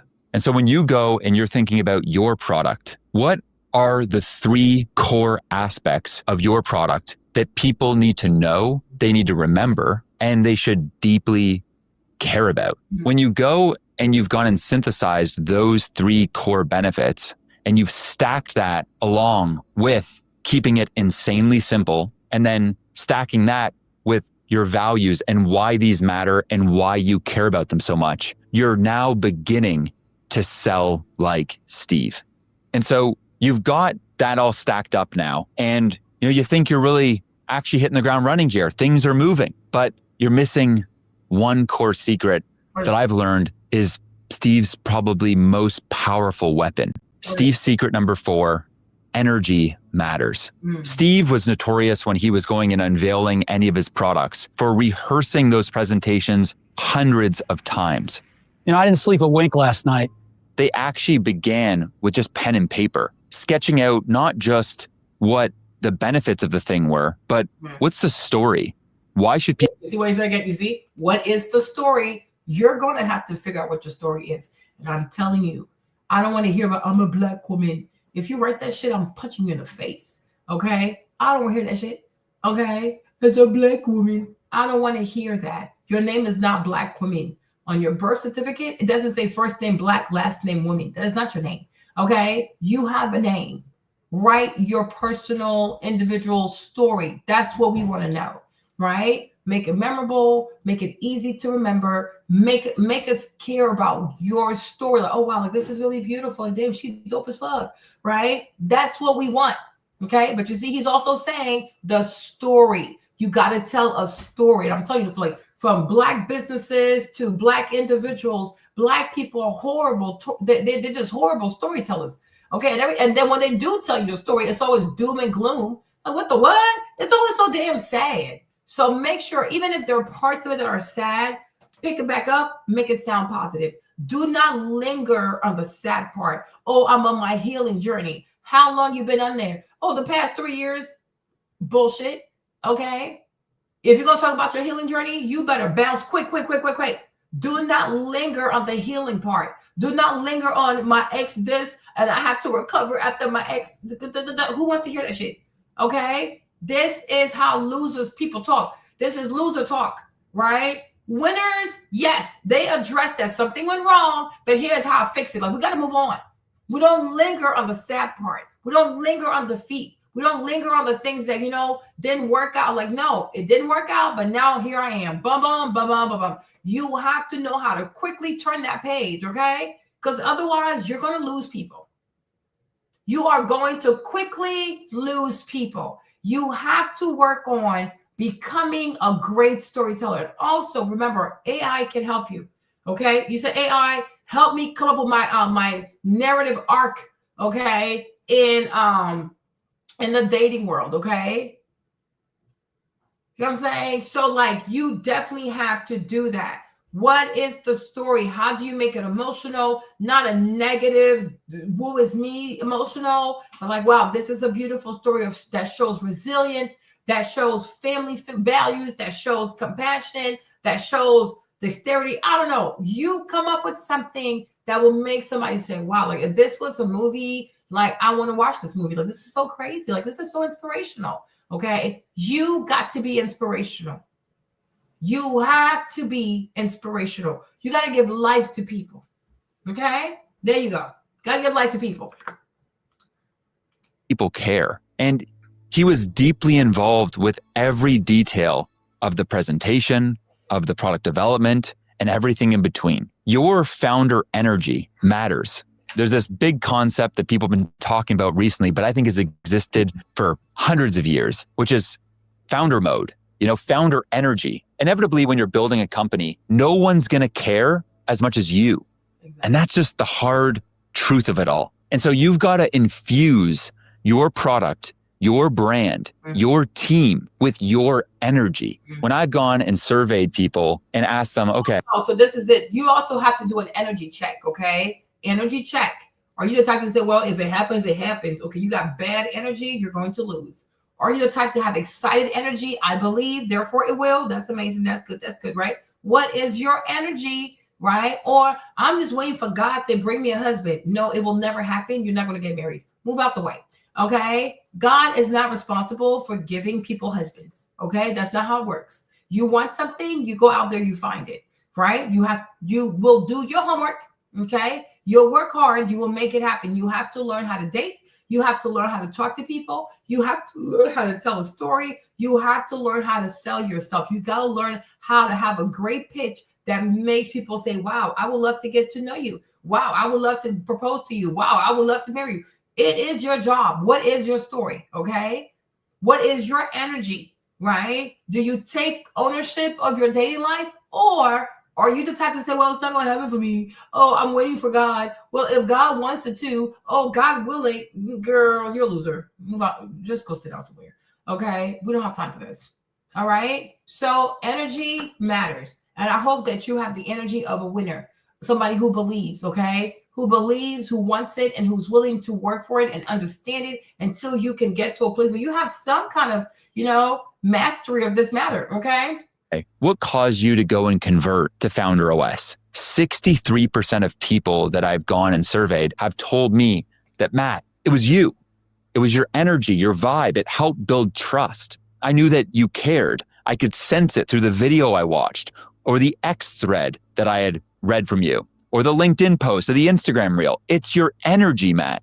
And I'm here to tell you that it was the same for Steve.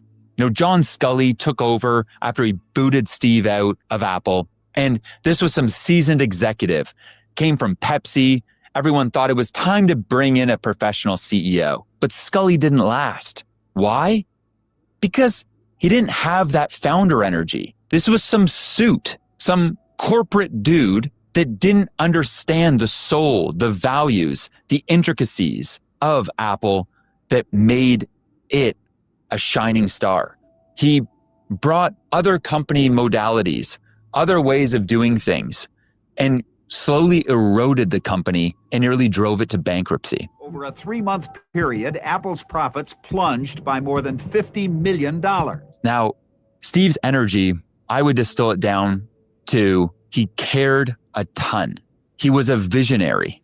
He thought in centuries, not decades. Just like, I'm going to tell you this, Steve Jobs and Bernard Arnault, they're both Pisces also. So these people can dream big. Rihanna also is a Pisces, right? So I'm like, you got to dream big. Maybe get a Pisces in your life. They're going to help you dream big, okay? But I think the thing about, I think I can see why also they're really successful as Pisces, because Pisces people, they are relentlessly optimistic. They don't stop believing. Like, it has its pros and cons. But I feel like in business, if you don't give up and you always believe, one day something big is going to happen for you, right? Bernard Arnault, Pisces, Steve Jobs, Pisces, it's cute. God bless him. Decades and not years. And he viewed building a product as a work of art, a work of service. It was the same thing. The brand you're going to build, it has to be a work of art. Okay. I'm going to share this video also later. So you guys can watch it later and take notes. And whenever you take your notes, you can also put that into DeepSeek and have DeepSeek also help you to, get it down to a granular level where you can understand even more out of this, right? Make sense? Something that he poured every morsel of his being into to build something that when people opened up that box, they unpackaged that Apple product. They felt something. They felt the love. They felt the care. And that was something that mattered. I love this talk that Steve did at Stanford. And he's asking people, where's everyone working here from? And he asks, how many of you are from manufacturing companies? Oh, excellent. Where are the rest of you from? And then he asks, how many people here, what is everyone else doing here? And it appears that there's a bunch of consultants. How many from consulting? Oh, that's bad. Yeah, a mind is too important to waste. You tell from Steve's reaction. He's not big on consultants. And why is that? Because when he's thinking about consultants, he's thinking about people that just give suggestions, but don't stick with a product all the way through the life cycle of it, from ideation to shipping, feedback, and then iterating. And he was big on people. Like the dating coach, like what's the name? Kendra, Shira, Ashley. Yeah, they give advice, but are they going to hold your hand the entire way? The answer is no. So like, yeah, don't do it. You are better off talking to AI. Okay, you're better off pouring their energy into every piece of that product development process. The ideation, the creation, the refinement, the distribution, the marketing, the copy. Your product has a ton of details that will make it successful. And the best sales strategy is nailing the product. And the product, it comes down to the details. Every pixel matters. Steve was notorious for, not just worrying about what the iMac looked like, but actually it mattering what the inside of an iMac looked like as well. And his team was bewildered. Why the hell would you even care about this? No one. You see, and so this part, he cared about the outside, of course, because that's your job, but he also cared about the inside, right? So it's saying it's nice for your exterior to look nice, but once again, as a woman, if you don't have the right set of values, if you don't have the right culture, you don't have the right mindset, you don't have the right attitude, you don't have the right perspective, right? It's not going to work. So yeah, your looks will get you maybe a few dates or whatever, but long term, because you don't have the right inside, it is not going to stick, right? So as you work on the outside, you also have to work on your inside. And that's why I sometimes disagree with Ashley's advice, because Ashley, her advice is like more so putting a Band-Aid on a really big problem, because it starts in the mind, right? If you don't fix your mindset, no matter what you wear, how much you lose the weight, this and that, you are still not going to get the things that you want. Because what exactly is the brand? What is the story that you're telling, right? How are you being a creative director? What are the experiences that you're creating, right? You have to think about all of that. So working on the outside matters just as much as you must work on the inside, okay? You have to. Is going to see it, but that's not what it's about, right? People can feel the craftsmanship, the love, the care, and the inside of the iMac did matter to Steve. And it's that level of giving a shit that separates Steve from 99.99% of founders out there. And it's this level of detail, this level of care, this energy that when you bring that to your company, it's the difference between you being another fish in the sea in your industry or redefining a category. Yeah. And if you're watching this, you're here to do the latter. And so there's a few questions to ask yourself. What energy am I trying to bring daily to my team, to my product? What is the energy that I will not tolerate in my company? And I think this is an important one, that last one, because in my life, what is the energy I will not tolerate in my life from my friends, from my family, from my parents, from whatever, right? Makes sense? Like this stuff is very, very real, okay? It is very real. So you gotta think about that, all right? Think about that part. There's a lot of stories of Steve being an asshole and really hard to work with, but I think that's a load of shit. The reality is that Steve was well aware that in life, you get what you tolerate. And Steve was the last person on earth to go and tolerate mediocrity. So somebody's got to say, here's what we can do and we can make it happen. And here's the level of thing we can ship in 16 months. And what I hear him saying is, well, anything more than a Porter Mac author, forget it. And boy, that just makes me smoke. And so when he thought about going and building a brand and building something that was timeless and iconic, he could only tolerate extraordinary. And so anything below that, he had to be ruthless about those extraordinary standards. Well, George, I can't change the world, you know? What do you want me to do? What's the solution on it? But you see, what we can learn is why... What I want is probably irrelevant. I mean, there are certain realities here. And while for some, that may have come across as difficult, ignorant, an asshole, to Steve, it was about standing for something. It was about building something that mattered. It was about creating something that would stand the test of time. And he did just that. Now, all of this is awesome, but Steve's secret number 5, I think, is the one that when you implement this today, you will surely transform your brand and your business. Steve's secret number 5, build a founder-led brand. You know, when people think about Tesla, they see Elon Musk. When people think about Virgin, they see Richard Branson. And when people think Apple, they think Steve Jobs. There's a reason for this. People follow people, then they follow brands. When you go and you open up your phone and you go and you look at who you follow on Instagram, take a look. How many brands do you follow versus people? Probably a lot more people. Go and open up your LinkedIn. Go and look at who you follow there. Is it more companies or people? Go and look at your YouTube and who you subscribe to there. Do you subscribe to more companies or people? People. I'm sure the answer to all 3 of those questions was, Matt, of course, people. Exactly. You follow people and then you follow the brands. And Steve knew this ages ago. There was a reason that when Steve left, Apple fell apart. And while Apple was falling apart, Steve invented Pixar and revolutionized animation and animation technology, right? It was him and his brand, his energy that people gravitated towards. And Steve understood the importance of putting himself out there. You know, it was Steve that delivered the presentations. It was Steve that was intricate to each of the marketing campaigns. It was Steve that helped invent the Think Different campaign and Crazy Ones in 1984. It was Steve. When you're building your brand, are you putting yourself out there? Are you letting people know what you stand for? Are you crafting the words, the copy, the designs? Are you paying attention to the details? Are you creating content around your brand? Are you sharing what you believe in? Because the key ingredient to building what Steve built, it was Steve. And it was the content that he created, whether that was through the Apple keynote presentations, or that was through the ads he was intricately involved in, or the speeches of which have millions and millions, if not billions of views by now. Steve putting himself out there was a massive component. Along the way, you know, I think one thing that I really admire about Steve was, you know, his choice of words. You know, even the way they branded things at Apple, right? It was all so intentional.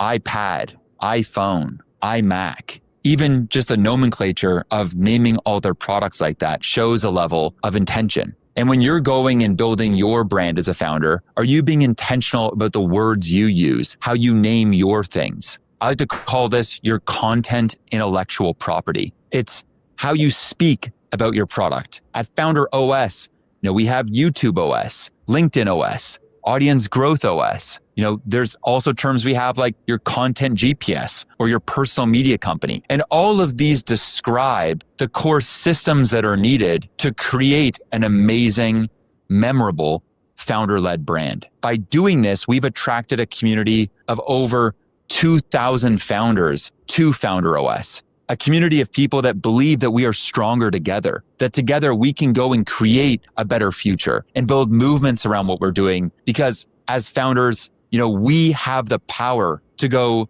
and create movements, unlike a lot of other people out there. Because again, my belief is that the future belongs to the builders, the creators, the dreamers. And I'm passionate about arming the future of founders. Now, if you're looking... Okay, he's almost done. But here's his channel, you guys. His name is Matt Gray, okay? Give me a thumbs up. All right? That was his channel. Let me see. But I hope you guys are learning from this. I hope it's helping you guys, okay? Hope it's helping y'all to learn from this because let me see. See if I don't have anything else.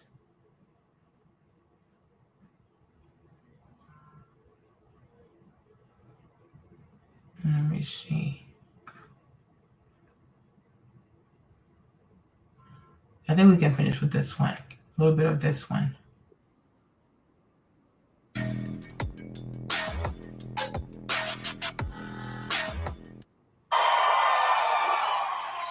The reason why I demand that from the audience is because I know what darkness looks like.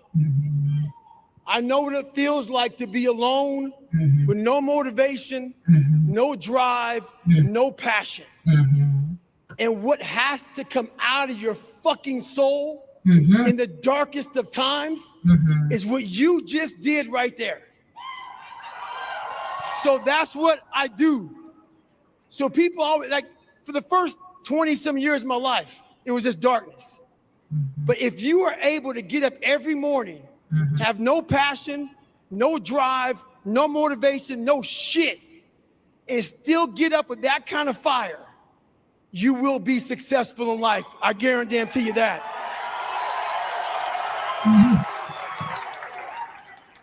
That was okay? It was okay. It wasn't great, but it was okay. One of the best is not the best, but we tried. I know. All right. Well, first of all, thank you. Thanks for being here. Thanks for being who you are. Seriously. And thanks for just being straight, no bullshit. Appreciate it. Because, and I was saying this day backstage, we've been doing this together for 10 years now. Some of you have been here for 10 days. Some of you have been here for 3 years, 10 years. And I've probably in 10 years said, this book changed my life. Not many, I'll be honest with you. The only one I read every day is the Bible. And I read, but if you've not read, and I'll read them all now, and I ain't bullshitting either, because when I started reading, it hurt me. It honestly, it really screwed me up, because I started feeling the pain. Right. And it was like it was hurting me more, because the whole title is It Can't Hurt Me. We have all these amazing people out here, dude, and they're great human beings. But it is, whatever it is in their life is hurting them, whatever it happens to be. Mm-hmm. They eat what they kill here. That's it. Everybody you see out here, commission-based sales. Every one of them. You've seen a bunch up on stage, killing it. They're great. But there's some right now, David, that are trying to figure out what to do tomorrow, next week, month. There's people out here right now, they ain't going to raise their hands because you're here. They're excited. But they're thinking about quitting. They're thinking about it. What would you say to just about that mind? So, the reason why we're going to finish up with this video is like, you know, let's say you haven't had success, life, business, money, dating, whatever, it doesn't matter, right? You feel like quitting, it's been dark. I am saying you can fix this. Understand? As long as you have life, you can fix it, right? You can fix it, right? You can fix it. Anybody who is teachable, anybody that is willing to learn and really wants to change, right? That's the right kind of soil for change, for progress, for miracles. Like, you can see change. You can fix it. It can be fixed, right? It can be fixed. No, I'm behind. Yeah, you're behind, but you can get ahead, right? It can be fixed, okay? That's why I love listening to David Goggins. Like, he is really crazy. Set and what it takes to do what we're doing, because the pain is what I hear about, man. And you ain't nobody talks about that better than you. Well, first of all, what you guys gotta understand, guys and gals gotta understand, is that I keep it real. I'm not superhuman. I'm definitely not Superman. Mm-hmm. So when I talk to you all, understand these are the things that I had to tell myself. Mm-hmm. So, you know, a lot of people come up here and start talking to you and they think they have all the damn answers and shit, and they kind of talk down on people. Mm-hmm. No. I know exactly what it feels like to be lost, to want to quit every day of your life. And that's kind of what created me. So on my bad days, that's where all this taking souls and shit comes from. So on my bad days, I had to imagine a false reality. So for me, for instance, I was 300 pounds. A lot of you guys know my backstory. And a black kid, I was the only 36th African-American Navy SEAL in over 80 years. So think about this, though. Think about how I wanted to quit.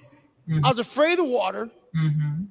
My favorite meal was chocolate milkshakes with chocolate donuts. I didn't run, and I was afraid of the water, and I was 300 pounds. And I have a pipe dream of going to go be a Navy SEAL. Yeah, exactly. You should be laughing. Every morning I woke up, and I had less than 3 months to lose 106 pounds to get into the Navy. Every morning I woke up, I wanted to quit. During runs, I quit. During my diet, I quit. During swims, I quit. I quit every single day during this 2.5 months. But at the end of the day, what kept me going was I saw a video of 18 men graduating from Navy SEALs training. And all I thought about was, what if my black ass can be up there on that fucking stage one day, and I can pull off this fucking miracle that no one saw. There was no fucking social media. There wasn't no watch David Goggins lose 106 pounds in 2.5 months. There wasn't no, diet plan and shit. No, there was nothing. No one saw it. My mom, she's here in the audience right now. She saw it, and she's the only one that saw the transformation. But I knew it. I saw it. The whole accountability mirror, that I talk about and can't hurt me, every morning I woke up, I had a real conversation with that dirty mirror. And every day, the same answer came back to me. Do you want to be on your deathbed knowing that you could, but you didn't? And so every day I kept saying that. I kept saying that. And before I knew it, 2.5 months later, I lost the weight and I was going to Navy SEAL training. So, which it sounds so fucking crazy that you're afraid of water. Terrified of water and decided, fuck it, I'm gonna join the SEALs. That's a good idea. The guy you talk about in your book, right? Because you were trying to figure out what to do. You had that whole like medical issue, right? And then you went back. What did that guy see in you? Because that guy, right? That one was the one's like, here's what you got to do. Here's like, he saw something. What did he see in you at that time that you didn't see? I don't know if he saw anything. Okay. Basically, what he was doing for me was doing his job. Got it. No one else. So when I walked up to every recruiter, and there was a lot of them, and I would always go back to my mom's house like upset, but every recruiter saw what they saw. And that's the thing you guys got to get from me right now. A lot of people see what they see. Maybe you're out of shape. Maybe you look lazy. Maybe you look slovenly. Maybe your outward appearance is not what it should be. No one saw what was inside of me. And that's the one thing I was afraid to pull this out, because who I was afraid kid, but something always said, man, you got more in you. And what this guy did was just did his job. He looked at me. I said, I want to be a SEAL. He goes, you got to do this, this, this, and this. Every other recruiter is like, you're 300 fucking pounds, bro. Like you walking into my office with a chocolate milkshake. So I don't blame them, because what they saw, I would have said the same shit. But this one recruiter, Steven Saljo, I walked in, he goes, I'm going to do my job. I don't think this kid's going to make it. There's no way, but I'm going to do my job. And just by him giving me an opportunity, I gave the guy a lot of money a couple of years ago. And he's like, what's this for? This is like literally 20-some years ago, I find Steven Saljo again, and I gave him money. He goes, what the hell you give me money for? I go, because you did your fucking job. And if you didn't do your job, I would never have found David Goggins. Wow. So I gave him a fucking check for doing his fucking job. Damn. So I hope that's me, huh? I hope I'm doing my job, okay? And you find your Goggins, okay? Find who you're supposed to be. Like, seriously, who was the white guy before him? I'll share it on the community page. Matt Gray, this guy, Matt Gray, that's his name, okay? But I hope you find your inner Goggins, okay? Find your, like, do not be afraid to be great. Don't be afraid to dream big. Don't be afraid to be successful at dating. Don't be afraid to get married. Don't be afraid. Yes, your parents could have been divorced. What does that have to do with your ass? Okay? I mean, as long as you are intentional, you don't have to be divorced. They got divorced. That's the problem. Okay? Your mom was never successful with men. Okay? Full story for her. What does that have to do with you? It is your life. Okay? It's your life. You can learn from everybody. And if you decide what you will do, what you will not do, if you want to be successful, you will be successful. Find your inner Goggins. Like, you got to find that person. Right? Can go from bad relationships, bad breakups, being lonely, gaining weight, yes, sure, whatever, to the point where, like you said, okay, enough is enough. Now I want to be this kind of creative director. I want to have this kind of brand story. I want to have this type of storytelling. I want to have this kind of successes. You decide. I'm tired of everything I've experienced before, right? Everybody. As long as you have the right mindset, okay, everybody has some kind of transformative power inside of herself, inside of himself. You can transform your life.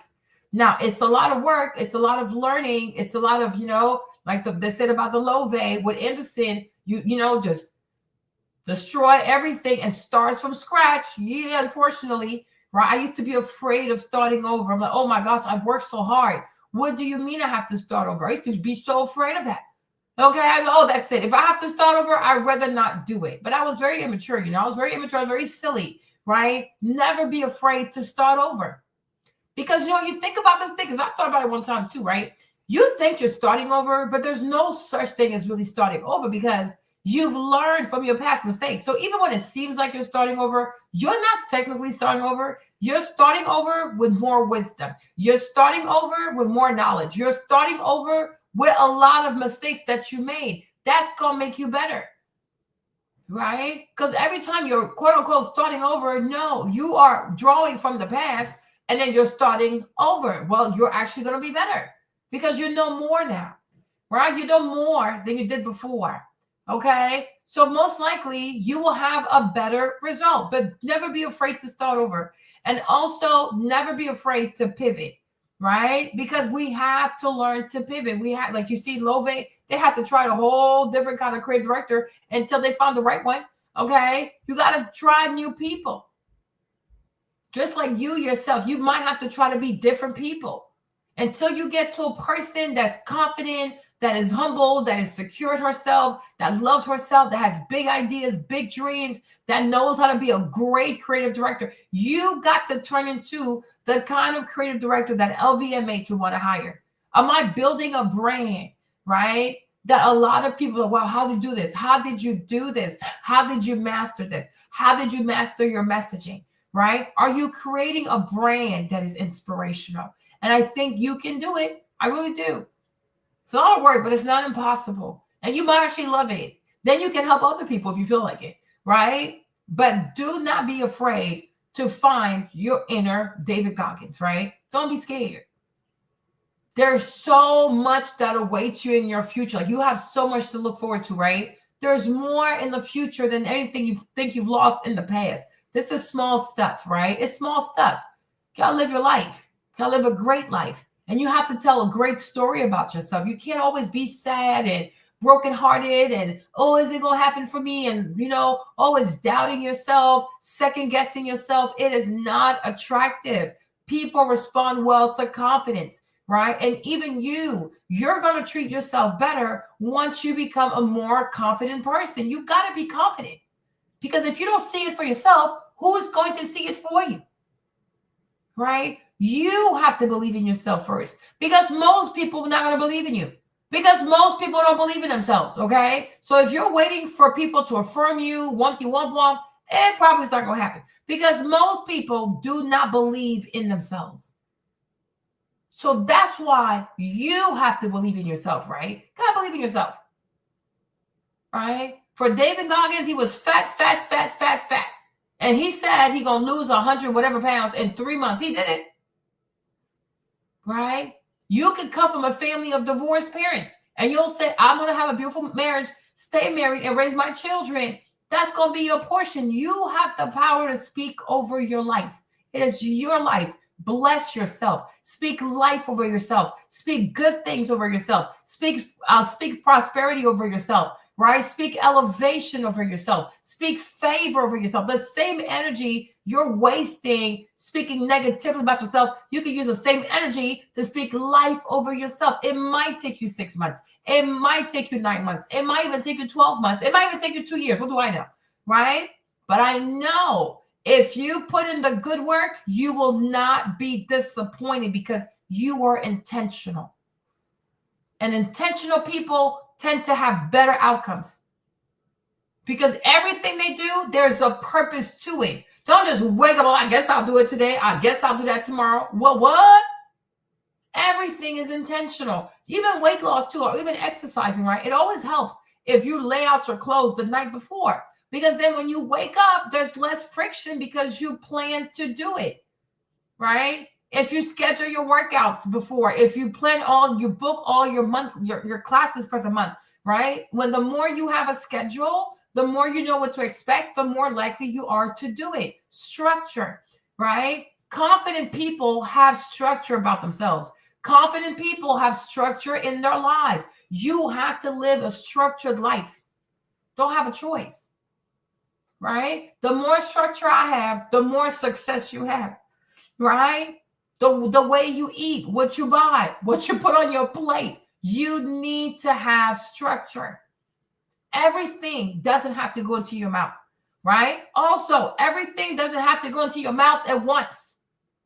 Okay? It's okay to space things out. It's perfectly fine, right? So the more you live like that, the better you'll do. Believe in yourself. And believe that the days coming ahead are going to be way better than any dark days, gloomy days, sad days you've had in the past, y'all. There's so much to be excited about. Every day you wake up, there's somebody out there making their dreams come true, right? Every day. So why not you? Believe in yourself. Live, breathe, walk, talk like somebody who believes in herself, right? Today, I understand that I am officially the creative director of my personal brand. Well, thank you, everybody. Thank you. Okay. Don't clap too hard now, right? That's how your mindset has to be. You have to believe in yourself. God is good. And that's all he did. Well, I got to be honest with you, David, before you got here. And by the way, your mom's amazing, but she's like watching you. You're in the room. You're like, they watching mother effing everything that's going on. She looking over here. I look at David. She looking at David. I'm like, hell, if this goes bad, I don't stand a damn chance. She's got some essay, man. Yo. She's got some essay. For real. So my man brought in, it gets to a question. It's real important from an accountability standpoint. So my man brought in a plate of cookies, 15 sugar cookies. And I didn't say nothing. He said, oh shit, I got to get rid of the cookies, right? David's coming. So he got rid of the cookies. And I said, dude, why are you more worried about David seeing the cookies than you eating the cookies? Right, like, right. You probably ain't going to see David again after today, except for on YouTube. Like, what's he going to do to you? How do people, because that happens to you. It's got to. Oh, yeah. People around you like, dude, I thought I was supposed to start warming up. He went back. He about 9 miles back there. I said, where'd David? He goes, keeps walking around. He stood still, not at all. And I'm walking around. I don't even know why I'm walking around because I feel bad about myself. How do we get people to be more accountable to themselves than they are everybody else who actually doesn't even matter? They're not even a stakeholder in their life. That was the one thing that I was trapped in. So a lot of people don't know this story about me. But when I was coming up, so I went to an all-white school for a while, and then I went to a majority black school for a short period of time. And I went to majority black school. See, I always wanted to be so I wanted to be a priest first. No one knows that. And then after that, I'm like, I want to go be in special operations. Like I said, there's only 36 African Americans. So you don't walk around a black community talking about, I want to go be in special operations. So I tried to fit in. And by me trying to fit in with every group I was in, I lost myself. And so why I'm so polarizing now is because either you fucking like me. No, you don't. Or you fucking don't. Exactly. And the reason why I was walking so much backstage, I'm nervous as fuck to be out here in front of these people. Yeah. For real. My mom would tell you a story. When I was in elementary school, we moved from my dad's place where I got my ass beat. I had a lot of toxic stress. Hair was falling out of my head. I had a bunch of white splotches. And the biggest thing was I stuttered like a motherfucker. Bad. It's funny now. The shit wasn't funny when you were a fucking kid. So every time I get on stage, I think about one thing. We had a Christmas play. And I was in maybe second, third grade, whatever it was, didn't matter. I was young, but I stuttered horribly bad. And I'll never forget, the teacher gave me the smallest line possible because she knew this could be a fucking train wreck. He may get up there and just act a fool. So I got up there and I acted a fool. And I just walked off fucking stage. I couldn't say shit. I just went up there and just started just doing my shit. Just started break dancing at the mouth. So I walk off, and every time I get on stage, I have to overcome that one feeling of looking out in the audience and everybody and saying, oh shit. Because I didn't cuss when I said it in my mind. There was no cuss words up there, but when I says, so what happens is you have to gain this confidence because you lose yourself because you're always trying to hide from the stuttering or you're trying to hide from, I wasn't that smart. So I hid there. I hid because I was only a black person. I hid because I wanted to be a special. I was constantly hiding from these groups of people because I wanted to be accepted. And the more I hid, the more David Goggins became nothing. There was no David Goggins. I was you when I was around you. I was Mary around Mary. I was John around John. There was no David Goggins. And along this journey, when I started losing weight, and I had so many bad days in my life, so many bad days from growing up, even now. There wasn't nobody fucking there but David Goggins. God was there, but God said, hey, motherfucker, I'm testing you today. Now I'm gonna test you tomorrow. Now I'm gonna test you again. I'm gonna let you alone, man. Pray all the fuck you want. Pray. Get on your knees, boy, pray. I'm gonna still kick your ass. Yeah. So the more I realized this is my journey, and the more I realized, where's all my friends? They ain't fucking nowhere around. It was you. So you better figure out who the fuck you are on this journey. And those few people many people don't like you, so be it. But you first have to figure out you, because a lot of people die with a lot of untapped potential because they're trying to be somebody that they're not. Yeah. So I was able to figure out my own potential by figuring out me. Dude, I was really prepared for you to be hardcore as shit, but you're fucking funny. Like really funny. I didn't know that. Like really funny. And I want to get to, because I was watching something you posted the other day, which I think was great. Because what a lot of the men and women in here work with, David, is, you know, we call people up and sell them life insurance. And most of the people tend to get a pretty good grasp on that, right? Everybody's going to die. You need life insurance. You asked for it. Most people get pretty good grasp on that and are able to monetize it, make a living. And then they have a choice to build a business and actually help other people. And I actually didn't start hiring people because I thought about spread. I had friends that had no job. They were broke. And I'm like, yo, you should do this. They're like, why? I'm like, it's easy. Like that was how I started building a business. But a lot of the men and women we have here are paralyzed.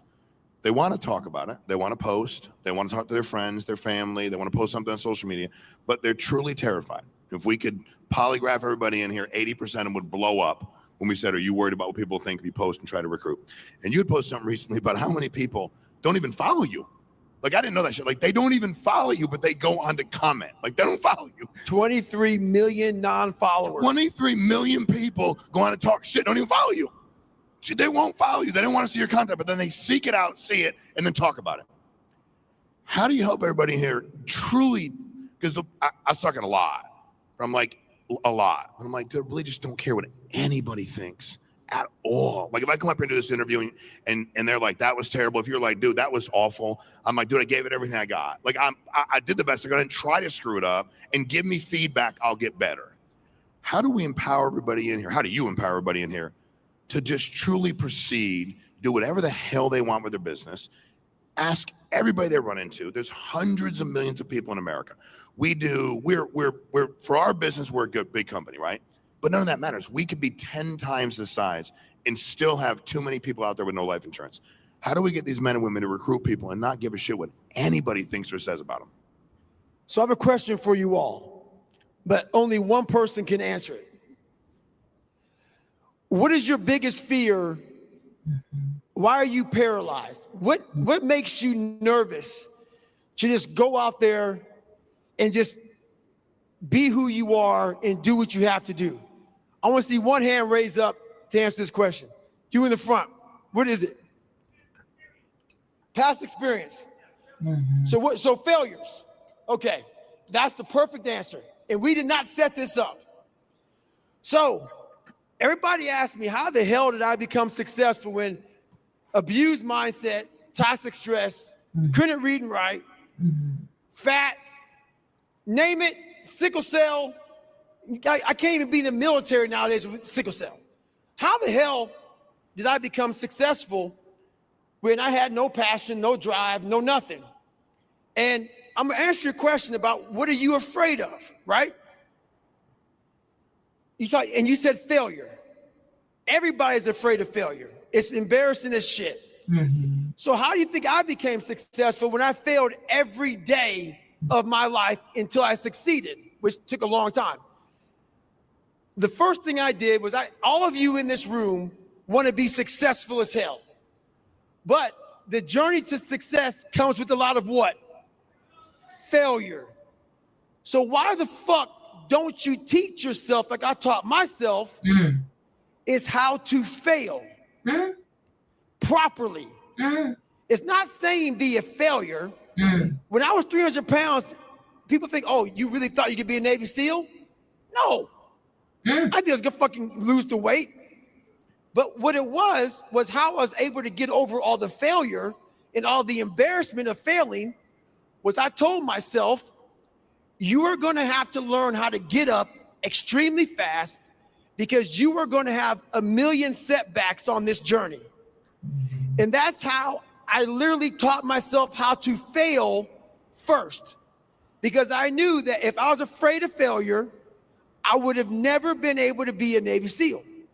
I would have never been able to get to where I'm at today. So I went through and I literally at 300 pounds or 297 to be exact, I sat back and I visualized how this journey is going to look. In the first several months was nothing but failure. So how am I going to get up the next morning when I failed the day before? How am I going to eat this meal when I failed and I got fries and a milkshake again when I was supposed to get grilled chicken and rice? So I went through and I taught myself how to fail. That's could be. You could also say, how can somebody go and date again if their previous relationship didn't work, right? Or how can you go and start a new business if your previous business didn't work, right? How can you get married again if your first marriage led to a divorce, right? You see, it goes on like that, right? Makes sense. And when you do that, you're able to get up extremely fast and you no longer care about the end result because you know, if I want to be way up here, it's going to take a bunch of small micro failures along the way. But you have to understand that that is part of the process. Yeah, so be quick to pivot. Don't linger, okay? I failed. Listen, move on, okay? New project, let's go. When you want to achieve the highest goal of all time, you are going to have to learn how to get your ass kicked all the way up that damn mountain. And then when you get up the mountain, the oxygen up there is very thin. It's hard to breathe. So it's not a lot of fun up there either. So all the way, if you want to be successful, you got the bottom that sucks. The middle is extremely hard. And the top, it sucks worse than all of it.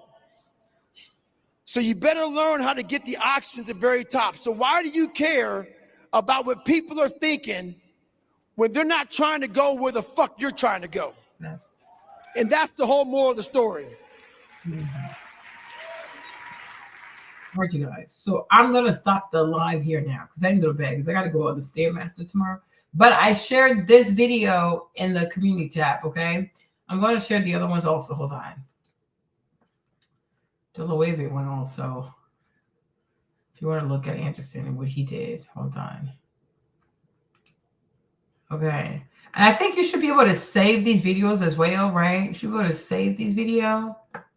So that way, if you needed to reflect or study later, you're going to have those at your disposal. Let me share the Jacques Mus one. So, okay. Le Jacques Mus. On n'a pas de S. D'accord, attends. C'est Jacques sans S. Jacques Mus. D'accord, pas de problème. Okay, right. So I shared all the videos in the community tab, right? So you can watch them. I think you should save them, create a playlist. You should save them, right? And use these videos to really help you think of your brand story, becoming creative director, creating your stakeholders. I said you should have 3 different stakeholders, right? That should help. And yeah, okay. So hopefully this video was helpful. Hopefully you learned something. Once again, I do pray. I mean, Anifa, I hope Anifa gets, I hope she invests her money and that she gets herself a creative director. I pray a lot of Black brands invest the money and get themselves creative director and hire, yeah. Oh, you're welcome, Chris. That they save the money and they hire themselves creative directors, right? Because it really does matter. Because I'm like, if a lot of these Black brands do not step up, I really don't know how they're going to make it. Even topicals. I was looking at topicals. I'm like, what is this brand now? Like, what is this brand about? Like, what is going on here? Okay, can you focus on skincare, please? I don't know what topicals has turned into. Like, what is this? What is this? Okay, but branding is, y'all, it's serious business. It really is. I also encourage y'all to look at your clothes, right? Look at your clothing, look at your closet, see what's in there, see what can stay and see what needs to go. Okay. If you have to rebuild your closet, you should. Okay. Also your hair, think about your hair. If you're out there dating, your hairstyle, you should have some kind of signature hairstyle, right? One day we'll even talk about having a signature scent. All right. But there's a lot that needs to be done. And I also said, we're going to also start doing a book club because I need y'all to start reading business books. Okay. Gotta start reading some business books out here. All right. Because that way you'll be able to become better at strategically positioning yourself and being able to make like better decisions and not being so emotional and be more business minded and be a little bit more ruthless. Okay. Because I would love for y'all to be less emotional and more business minded. Right. Yeah. So we'll do a book club. We'll start reading books. It's going to be good for us. Okay. It's going to be really good for us.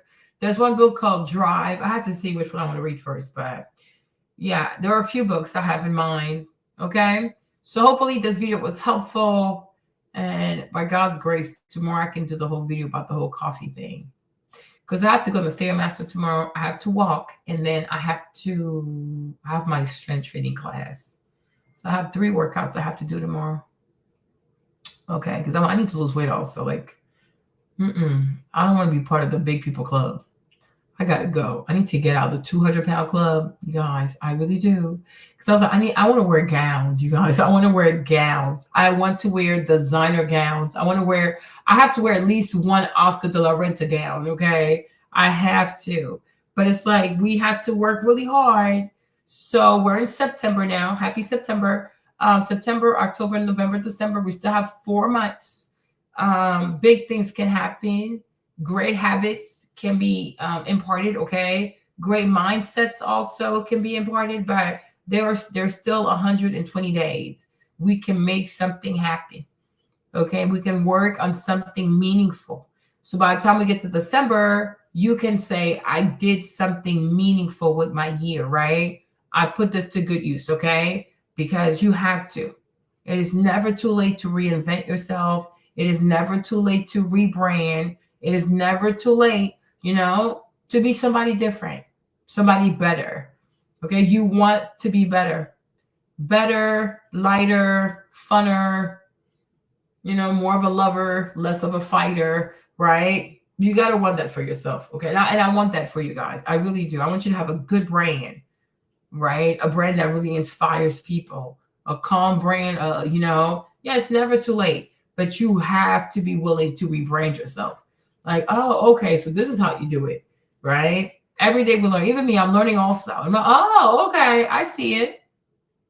But my next brand is going to be really big. It's going to be really, really nice. Like even like I had when I was on the Fit by Lena page, I came out with a weight loss thing, like a guide of my Stairmaster passport. Even that, I'm like, ooh, I see how this could have been so different. But I really want for that to be an app. The more I think about it, the more I want it to be an app so that it's easier for people to track their stuff. But I'm like, oh, I see how I could have launched the Stairmaster passport, but I wasn't thinking, I never thought about this stuff. Like even rollouts, like rolling out a new product, how do you launch a new product? Like I never thought too much about it, right? I was like, oh, just have some influencers and that's it. No, it's not it. There's more to it than that. So that's what I'm currently working on. So it's a lot of work.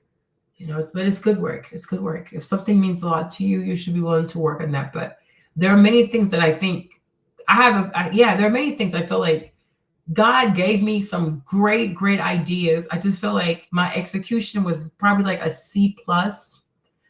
Like, yeah, C+. I wouldn't say a D, but definitely a C+. But now I'm like, okay, how do you do this at an A level? Because all these ideas that God gave me, I think they're like super, super amazing. Great ideas, seriously great ideas. I just have to work really hard and like learn like how do you execute like a rollout? Like how do you release a new product? How do you sell a new product? This, and that. How do you do that at an A level, right? That is a dream of mine. So hopefully 2026, the Stairmaster Passport is going to come back. Maybe it'll be like a book that like something like this, maybe. Or it might just be an app. I would love for it to be an app, but maybe it'll be a book first and then we'll see how that goes. But yeah, but it's a lot that goes into it. Huh? It's not easy. Yeah, it's not easy, but it's okay. God is faithful, you guys. God is faithful. Whatever idea God gave you, I'm sure if you want to work on it again, you can make it better than the first time because now you know, right? You don't know what you don't know. But once you do know, you can always make a lot of upgrades, right? But the good thing, the thing about the Stairmaster Passport, maybe one day I'll show it to you. Maybe tomorrow I'll show it to y'all. But it would have been better if I had finished it myself and then I had sold it to people. And I even feel like the way I was selling it also, it wasn't like, I didn't do the whole packaging thing. And I should have done that. Like it needs to be a whole experience. It got to be a whole branding stuff, right? If you want, we can work on that. So I can show you. But I'm like, very pretty book. It was meant to help people like track their workouts, track their protein, track their whatever, you know, very, very nice. Great concept. But I'm like, execution wise, yeesh, I think it was like maybe a C+, I guess maybe a D, a C+. Definitely not a B-. Definitely not a B-. But I'm like, next time, I think I can do a lot better. And that's going to be my goal for, let me show you this. Because I saw this girl. Let me show you before I go, right? I saw this white girl right here. She made, Workhorse, right? Is that what it is? Okay. I follow her because she gives a lot of advice on like how to create your content or whatever. And so, where was the post, yeah? Maybe it was on her page. Hold on. Because I saw it yesterday.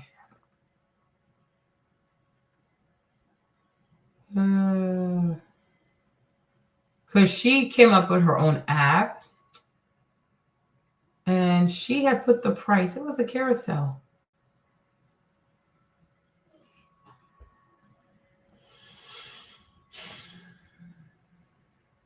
I know I looked at this. I should have saved it.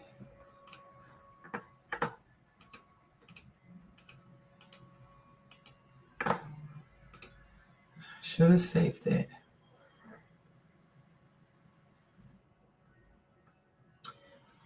Where is it?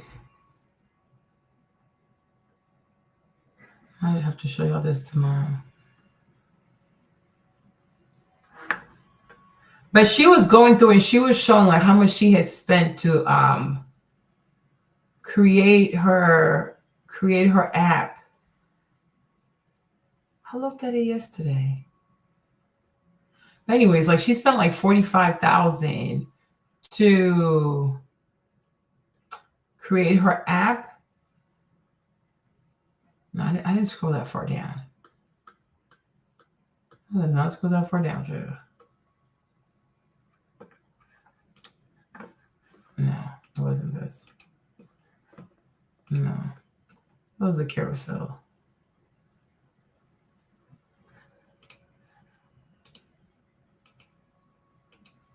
Oh yeah, here it is. That's it. I was like, no, I didn't scroll that far down. Okay, do you guys see this? Let me show you. Right? So she said her app development, she had budgeted $30,000, but it actually came out to $45,000.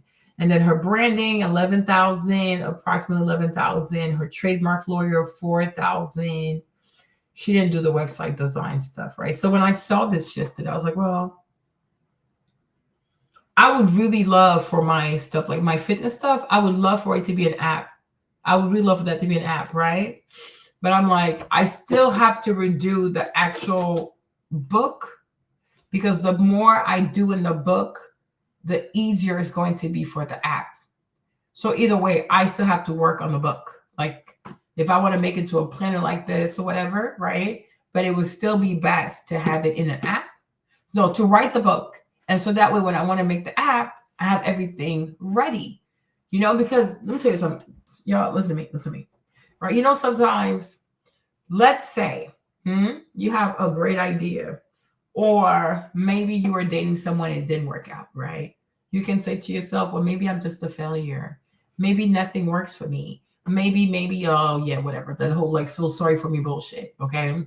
No, that is the wrong perspective, and you're looking for an easy way out, okay? Success is never linear, okay? It happens. The idea could have been great, beautiful. Sometimes it's not that you're not a good person. You just did not have the best plan for execution. We have to also learn to separate like people. Okay, let's say you have a business, for example, or a relationship, it didn't work. It's very easy to say, oh, I must be a failure. You are not a failure. That is ridiculous, okay? And also relationship, it takes two people. So let's get that straight, okay? But the business idea could have been great. I think most of my business ideas have been wonderful, right? However, the execution, that's a whole different thing. You can be an awesome person, you just don't have good execution. So don't start saying negative things about yourself. Just say, you know what? I'm a great person. I have great ideas, but I can see how I can work better on branding. I can work better on execution. I can work better on the rollouts and things like that, right? Just because something did not work out doesn't mean that you are a failure. You're not a failure. Like, that's ridiculous. Okay. Steve Jobs, he got kicked out of Apple. They fired his ass. But you see, he went and started something else called Pixlar. And he just occupied himself, and he got really good at that. Then he made lots of money, and then he came back and bought his company. That's life. Okay. A lot of people don't have linear success. Even Beyonce. People love Beyonce, but there are many albums that Beyonce had that did not do well. She didn't give up. She just didn't give up.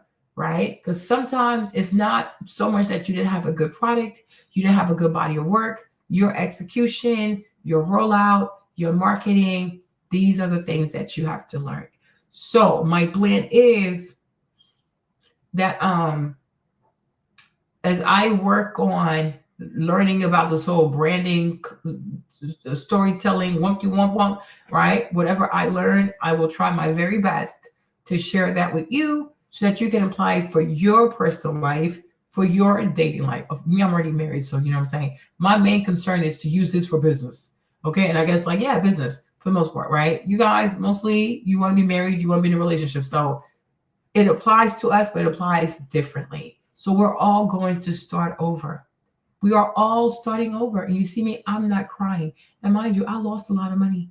Do I look like I lost a lot of money? I don't look like what I've been through, right? Because you have to learn to have a positive attitude in this life. Like I said, I've been through a lot. Betrayal, people that ain't shit, backstabber, ungrateful people that you help them out, and in return, they spread lies about you. You know, I've seen it all. I truly have seen it all, but I live my life, right? Because ultimately, they're the ones suffering, okay? I would say something, but I'm not going to say it, right? Who cares? Live your best life. You know, for every fucked up person that you helped that was an asshole in return, there are way more people that you're going to meet that are truly, truly wonderful, right? There are way more good people than assholes in this world. Don't worry about it. Don't worry about it. You know what I'm saying? In your life, you're going to meet a lot of awesome people. You'll have great friends, great memories, great food, great wine. Don't worry about it, right? But it's like, yeah, we're all to some extent like starting over with a lot more wisdom, right? So hopefully this time around, it goes by really well. The results are a lot better. Even if the results are not what we expected, we can always go back in the lab and we can do some recalibration, right? That's it. But we will study a lot of brands. We will study a lot of personal brands. We're going to study a lot of influencers and how they're launching their brands. I discovered this one girl today too. She has a brand called Milk Boy or the Dairy Boy. I was like, what the what? Right? There are a bunch of people launching brands every day. So it's never over. And there's a bunch of people who don't know you. So there's always a new market out there, right? So be excited, be full of life, embrace being a creative director. And I think 2026 is going to be really, really awesome. I'm excited about 2026. The only thing is I got to be under 200 pounds when I get into 2026. I have a bunch of dresses I have to wear. So I'm excited about that part, right? But that's it, you guys, right? Be proud of yourself, love yourself. You know, only you know what you've been through, right? So celebrate yourself, right? It's just that now it's a new chapter, it's a new attitude, and it's a new job description. So I hope you are excited about the new job I just gave you. Creative designer, okay? You are the creative designer. And I need you to create a brand that LVMH would want to buy, right? I need to create a beautiful brand with beautiful imagery. Okay, it's like a movie. It's like you're writing a script. Write a beautiful script. Don't wallow on, oh, but this didn't work out for me. Oh, girl, many things didn't work out for me, girl. Okay, a lot of things didn't work out for me, but I'm still here, right? And I think that also matters because it shows like, you know, I don't give up because everything always works out for me. You know, everything always works out for me. I don't care how long it takes. Everything always works out for me. So have a positive attitude, have a positive mindset, right? People who were not nice to you, people who have said mean things to you, people who've spoken curses about you, do not worry about these people. They're a bunch of fools. They're a bunch of fools. Okay. God loves you and I love you too. So I hope you have an awesome Tuesday. Okay. If I can, I will see y'all tomorrow. Okay. But get a notebook, get a whiteboard, get an iPad, get the DeepSeek, get the ChatGPT, get to work. Get to work. Okay. Love you guys. Mwah. I will see you tomorrow. Okay. Bisous. Bye-bye. See you in the comments. Bye, Kevin. Good night. Good night, Gwee. Okay. Love you guys. See you tomorrow by God's grace. All right. Bisous, bisous. Gotta go. She's tired. I need to get some